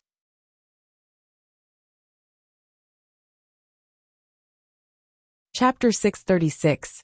Just after Lu Yi arrived at the Qingming Shrine, in the royal courtyard of Mount Koya of Xinyan Tantrism, a battle that shocked the entire Japanese cultivation world was about to begin. Because this battle had been planned by Masako Tachibana and Kaisai Hikariuni for a long time, and all the famous figures of various sects had gathered together. Even the Mikado and his wife were watching from the tall building. It was naturally impossible for this battle to be like a street gangster. And it was also impossible for ordinary cultivators to fight each other without saying a word. Before a battle, Xinyan Tantrism and the Masako family had to hold a long and tedious ritual ceremony.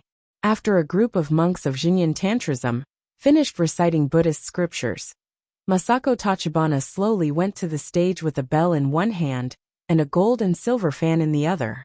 She danced the unique divine music dance of Shintoism in the field. Her daughter, Tachibana Wakako, was also dancing with Masako Tachibana. Both of them were wearing witch costumes with white shirts and red skirts. They had the same long black hair. Because they were going to dance, they did not wear wooden clogs and white cotton socks on their feet. Because Tachibana Wakako was quite precocious. Although she was not old, she was not short. Moreover, like her mother, she had long black hair like a waterfall. Therefore, when they stood together, they looked no different from sisters. Although Li Yundong was in the tiger's den, he was not afraid at all. He saw that the monks around him were holding sticks in both hands and beating the drum rhythm with a clear sense of rhythm. Masako Tachibana and Tachibana Wakako were dancing in the drum sound.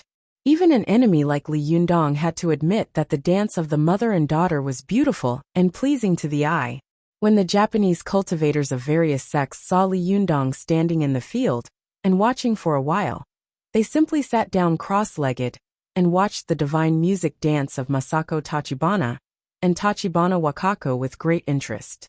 When they saw the place where they were full of interest, they applauded and laughed loudly. They praised them loudly, as if they were at home, without the feeling of being in the tiger's den. Although these cultivators had different opinions about Li Yundong's method of hurting people in Mount Koya, they saw that Li Yundong could still be so calm in such a situation, as if there was no one else around. This bearing, calmness, broad-mindedness and courage were really difficult for ordinary people to compare with. They couldn't help but praise him secretly. The middle-aged man from Ise Shinto sighed softly and said, "This person must be one of the best in the Chinese cultivation world. Amazing." Sure enough, Senior Yin has the courage to go to the single blade meeting alone. He is a true hero.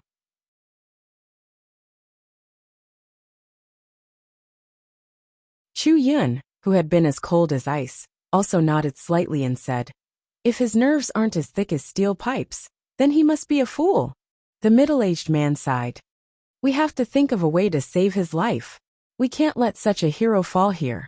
While the two of them were talking, Masako Tachibana and Tachibana Wakako had already finished dancing.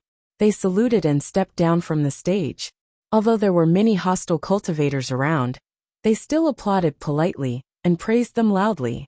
Before stepping down from the stage, Tachibana Wakako quietly glanced at Li Yundong, only to see that he was nodding at her with a smile on his face.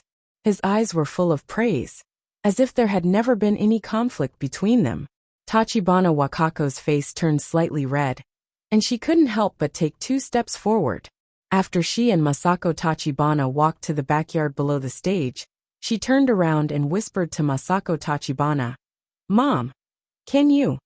When the words came to her mouth, she couldn't help but hesitate for a moment. She bit her lips gently with her white teeth, as if she didn't know what to say next. Masako Tachibana said coldly, "Do you want to plead for him?" Tachibana Wakako looked at her mother eagerly. "Can I?" Masako Tachibana snorted coldly and said, "Childish." After that, she walked into the room in the backyard without looking back. The door seemed to be pushed by a pair of invisible hands, and closed automatically with a crash. Tachibana Wakako looked disappointed. She turned her head to look at Li Yundong, and sighed secretly. At this time, a soft voice came from beside her. "What's wrong?" Is Masako still determined to go her own way? Tachibana Wakako turned her head and saw Tsuruko Tachibana whispering to her with a worried face. Tachibana Wakako shook her head and said, "Mom is now blinded by anger and can't be persuaded." Tsuruko Tachibana sighed softly and said, "Alas, she always thinks that we are angry with us for helping an outsider. But what she doesn't understand is that we are helping her." "Did you tell her that Li Yundong is the reincarnation of Wisdom King?" Tachibana Wakako nodded and said, "Yes." Tsuruko Tachibana said in surprise. "Then she didn't react at all?" Tachibana Wakako's face was full of worry. "She doesn't believe me at all. What can I do? She thinks it's an excuse." Tsuruko Tachibana sighed, shook his head, and stopped talking. After waiting on the field for about 10 minutes, Li Yundong saw Kaisai Hikaryoshi come up with a scroll in his hand. After talking for a while in a rhythmic tone, Masako Tachibana slowly came to the field and stood about 10 meters opposite Li Yundong. After Kaisai Hikaryoshi bowed to Li Yundong and Masako Tachibana, he slowly retreated. The cultivators who were talking in low voices around them also quieted down. They knew that an amazing battle was about to begin. Li Yundong saw that the courtyard was suddenly so quiet that he could hear a pin drop. Masako Tachibana stood quietly opposite him, her hands in her sleeves, and her eyes were lowered, as if she didn't take Li Yundong seriously at all. The field was extremely quiet. There was only a gust of wind blowing, and a fiery red maple tree in the middle of the courtyard was making a strange rustling sound of leaves. Around Li Yundong, a faint golden light that was visible to the naked eye was slowly released. This golden light surrounded Li Yundong's whole body, making him look like a shining golden Buddha. A strange white light slowly flowed out of Masako Tachibana's long sleeves. This white light enveloped her like smoke, and her figure was looming. Both of them were very cautious at such an important moment, because both of them were great cultivators with extremely high cultivation quotients. Even if there was no one around to watch, once something went wrong, it would be a matter of eternal damnation. What's more, for both Li Yundong and Masako Tachibana, this was a battle that they couldn't afford to lose. They could only win, not lose. It was also because of this that the two of them were in a stalemate in the field, 10 meters away from each other, motionless. Only the jinchi in their bodies kept gushing out and extending to each other little by little. The jinchi of the two of them was like their tentacles, slowly extending to each other's domain. They probed forward bit by bit, seeming extremely cautious. The surrounding Japanese cultivators of various sects did not feel bored. Instead, they all widened their eyes and watched as the white chi and the golden light slowly approached each other. They all knew that once these two chis came into contact with each other, it would immediately be a stormy sea, and the sky would be filled with wind and clouds. Li Yundong's golden light and Masako Tachibana's white chi were like two snakes of different colors, winding along. When they were about to climb to the maple tree in the middle of the courtyard, Masako Tachibana's white chi suddenly moved. She suddenly shrank back, like a poisonous snake about to attack, raised her head, and then shot out like a sharp arrow. When Li Jiandong saw that Masako Tachibana's chi shrank back, he immediately understood his opponent's intention, and suddenly rushed forward without warning. Masako Tachibana's cultivation was originally higher than Li Yundong's, and the fight between masters was only a hair's breadth. Although she shrank back, the sudden burst of speed still gave her the upper hand in an instant. Her chi immediately passed over the maple tree, and rushed toward Li Yundong like a raging tide. As soon as her chi passed over the maple tree, the leaves of the maple tree with fiery red leaves instantly turned yellow. The maple leaves withered, and even the trunk shrunk, making a creaking sound, as if it could not bear the torture of this chi. Because Li Yundong had lost the first opportunity, his golden jinchi was surged by Masako Tachibana's chi, which was like a raging wave. He immediately retreated step by step, and quickly retreated like an ebbing tide. Although his opponent had taken the initiative, Li Yundong did not panic at all. He saw that the white chi was approaching quickly, especially when it was 2 meters away from him. The white chi suddenly surged up like a huge wave, and slammed toward Li Yundong like a tsunami. Everyone could vaguely see countless ghost faces roaring ferociously in the tsunami. Countless dead souls instantly let out earth-shattering roars that shook the heavens and the earth. The cultivators who were familiar with the strength of Masako Tachibana from various sects suddenly changed their expressions and said with awe, "It seems that Masako Tachibana really wants to win this duel. She actually used her unique skill at the beginning." Ever since the Ju family had merged with Jinyan Tantrism, they had been able to dispatch ghosts and gods at will by virtue of their own psychic bloodline and physique. In the whole of Japan, there was no place more concentrated than Jinyan Tantrism. Moreover, the 100,000 ghosts that had accumulated for thousands of years were so terrifying. Each of these faces was the ghost that had been worshipped in Mount Koya for thousands of years. If any of them occupied the edge, they would be turned into dregs and devoured until there was no ash left. With this move alone, Masako Tachibana had defeated countless masters in the cultivation world. Seeing this move, everyone couldn't help looking at Li Jiandong. Many people's eyes had even regarded Li Jiandong as a corpse, because they didn't believe that a Chinese cultivator, like Li Jiandong, could survive under such a terrifying move. Li Jiandong saw the tsunami-like ghosts pouncing on him. Although there was no threat on his left, right and back, he could dodge this fierce blow if he dodged a little. But Li Jiandong knew that this was Masako Tachibana's trick. Masters could lose the first opportunity in a battle, but they couldn't lose their momentum. Although he had lost the first opportunity, he could still gain the upper hand. But once he lost his momentum, he would be doomed eternally. As the saying goes, the commander of the three armies can be taken away, but an ordinary man can't take away his ambition. That's the truth. You're ruthless, I'm more ruthless than you. You're fierce, I'm fiercer than you. Li Jiandong suddenly opened his eyes and put his palms together. The fingernails of the second ring finger and the second little finger were put together into his palms. The second index finger was attached to the back of the second middle finger, and the thumb was erected, forming the shape of three eyes. In an instant, it formed the light-gathering Buddha's top Mahamudra, which symbolized the light of Tathagata, which could shine through the darkness of all living beings, break through all obstacles, and dispel the ghosts that were difficult to deal with.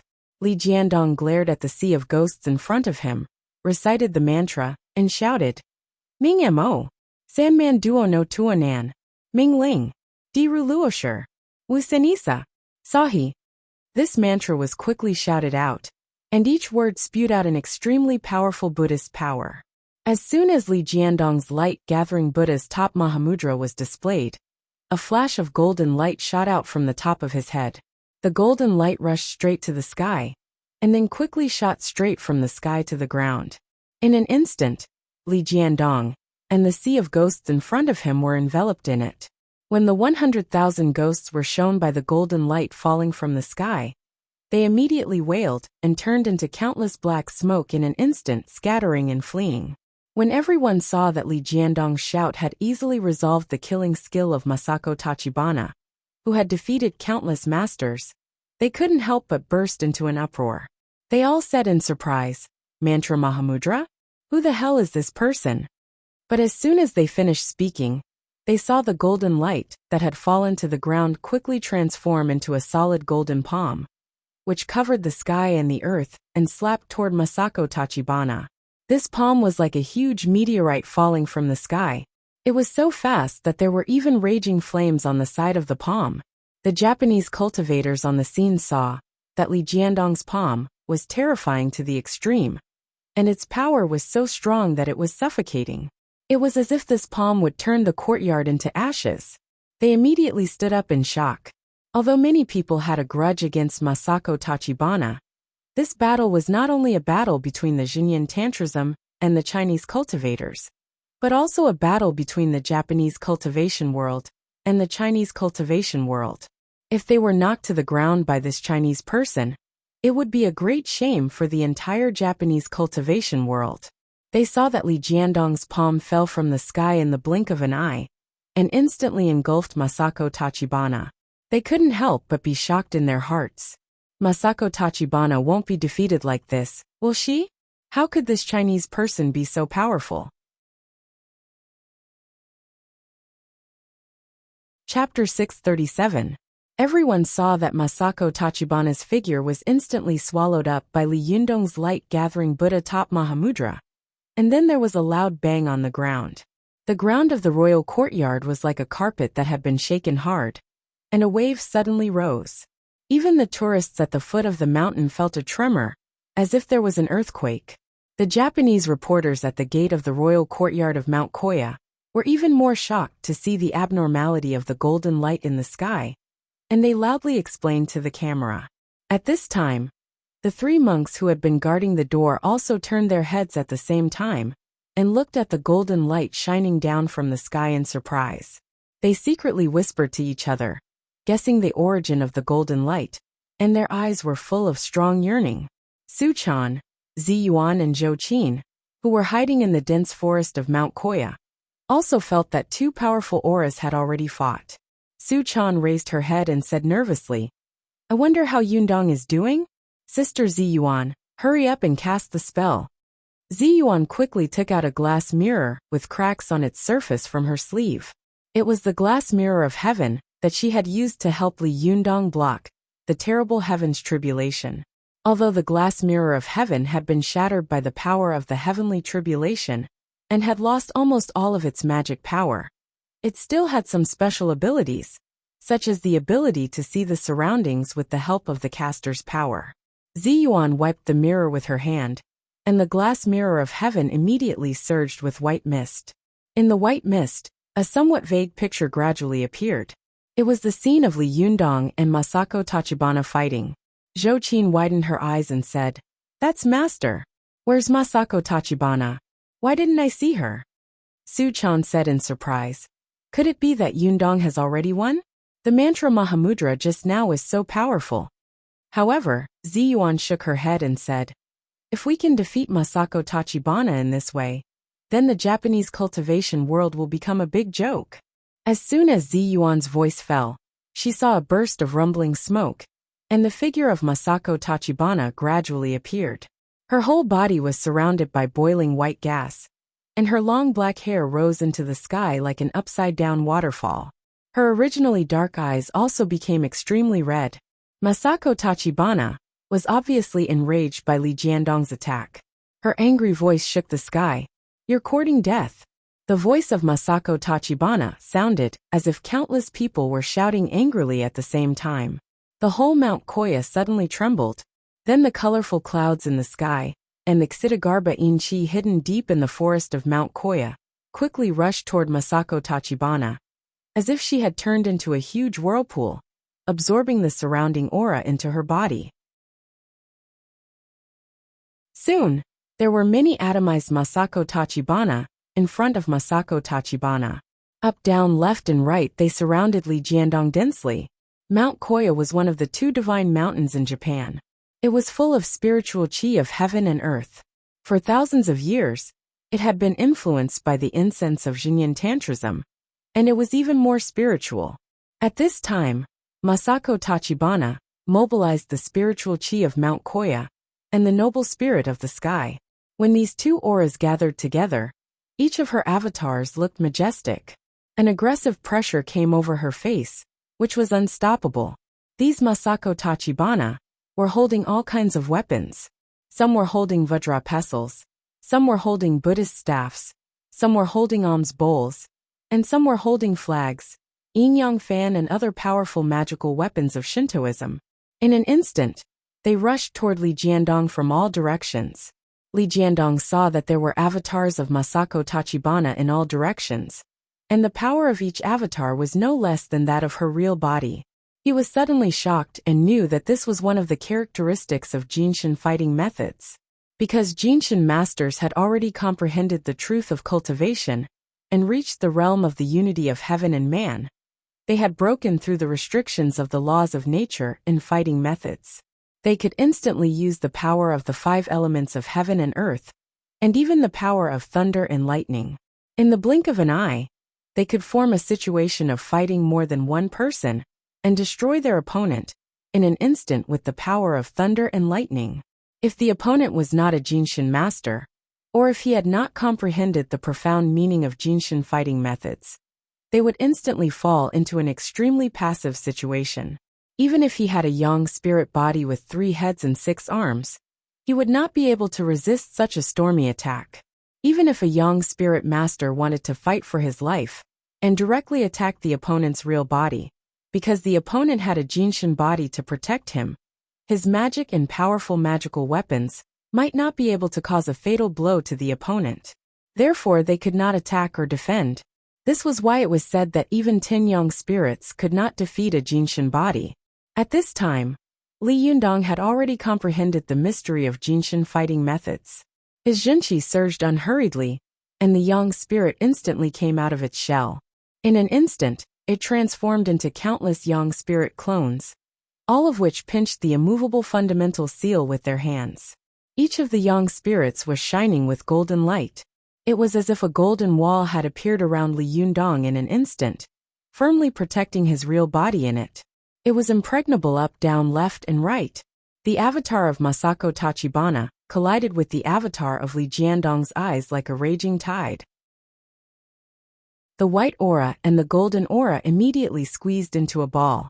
At this time, countless avatars of Masako Tachibana were crowded together, and their specific figures could not be distinguished at all. Even their facial features and limbs were blurred, as if they had merged into a huge white mass of air, crazily shrinking and squeezing toward Li Jiandong. Li Jiandong only felt that this extremely powerful force was squeezing him, as if it was going to squeeze him into meat sauce. His real body immediately bound his hands outside. His 2 middle fingers were erected, and his thumbs were crossed. Like a lotus leaf, he pinched out the most powerful mantra Mahamudra, Amitabha Buddha's fundamental seal. The mantra of the Amitabha Buddha's fundamental seal took a long time to recite, but every time Li Jiandong recited a sentence, the golden light surrounded by the white qi became stronger and stronger. The surrounding cultivators only felt that although the golden light was bound by the white qi, it was like a volcano that was continuing to gather energy and would erupt at any time. Its strength was constantly increasing, and the surrounding white qi was also forced to expand in all directions and could no longer shrink. When Li Jiandong finished reciting the last word of the mantra, there was a sudden bang in front of him, as if a huge bomb had exploded. A strong shock wave quickly spread in all directions. The maple tree in the center of the courtyard, which had become withered, was immediately uprooted by this force. In the blink of an eye, it flew into the sky, but when it was still flying in the air, it was quickly caught up by the shock wave of an aftershock. The 2 shock waves superimposed and instantly tore the maple tree into pieces. The cultivators of all sects around the courtyard mobilized their jinchi one after another and set up a barrier in front of the house in front of them, blocking the terrible aura in front of them. The white qi of Masako Tachibana was also blown to pieces, but when it was scattered in the air, it quickly changed into the appearance of Masako Tachibana's clone. It glared at Li Jiandong ferociously, as if it had not been damaged at all. After Li Jiandong used the Amitabha Buddha's fundamental seal to break Masako Tachibana's attack once again, a white light flashed around his waist, and the Ryoha sword was instantly unsheathed and split into countless Ryoha swords in the air. Li Jiandong's yang spirit suddenly jumped into the air, and also turned into countless yang spirit clones. Each of them held a Ryoha sword and fought with the clones of Masako Tachibana. For a time, there was a fight above the royal courtyard. Everyone felt as if a war had broken out in front of them. Countless people were fighting and entangling with each other. After Li Jiandong trapped the opponent's numerous clones with the same move, he pointed his finger, and the Bahuang sword immediately turned into an invincible rotating iron lotus throne, clanging toward Masako Tachibana. At the same time, he also made 3 Mahamudra in a row, fiercely sealing off all the directions and corners that Masako Tachibana could dodge in. For a moment, all the cultivators on the scene stood up in shock. They had never expected that apart from taking the lead at the beginning, Masako Tachibana had been suppressed by Li Jiandong all the time. At the moment, she was even at a disadvantage. This Chinese cultivator's fighting strength was not only superb, but also fierce and violent. One move after another, it was like a thunderbolt, like layers upon layers of mountains, making people have no time to breathe at all. Even the onlookers felt suffocated, let alone Masako Tachibana, who was on the field, felt it. The middle-aged man of Ayase Shinto looked at the field with his mouth agape. He couldn't help but say, "How? How is this possible? Who on earth is this Chinese?" Chuyin suddenly straightened his back, and his eyes flashed with a strange light. He stared at Li Jiandong's figure closely, and said with a slightly excited expression, "He is much stronger than we imagined." Outside the royal courtyard, there was also a group of stunned spectators. Su Chan, Ziyuan, and Zhou Qin were watching the battle with the help of the sky-reaching glass mirror. At first, when they saw the battle between the two Jinshin, they were so nervous that they didn't even dare to breathe. When Li Jiandong gained the upper hand, they couldn't help but show joy on their faces. Su Chan couldn't help but say happily, "Well, we're going to win." Zhou Qin clenched her fists and said nervously, "Master, hurry up and defeat her." However, there was a hint of worry between Ziyuan's eyebrows. She murmured to herself, "Something's wrong." Su Chan asked in confusion, "Sister Ziyuan, what's wrong?" Ziyuan hesitated for a moment and said, "Although Li Jiandong seems to have been attacking fiercely, I always feel that he doesn't seem to have any effect." Zhou Qin was shocked. "Ah, Master can't really be merciful, can he?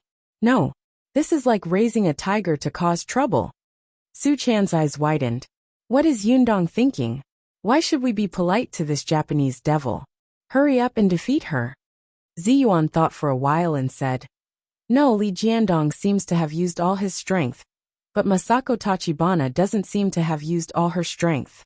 Look, although she is being suppressed by Li Jiandong at this time, she is not in a mess at all, as if she is looking for the bottom line of Li Jiandong's real strength." Not long after Ziyuan's voice fell, she saw Li Jiandong attack like a storm. Masako Tachibana suddenly stopped. Her eyebrows were raised, her eyes were murderous, and she said with a ferocious face, "Have you had enough? If that's all you have, today will be your end." After that, countless clones around her gathered together to form a huge cloud statue. Then countless bodhisattvas and Buddhas on Mount Koya began to shake.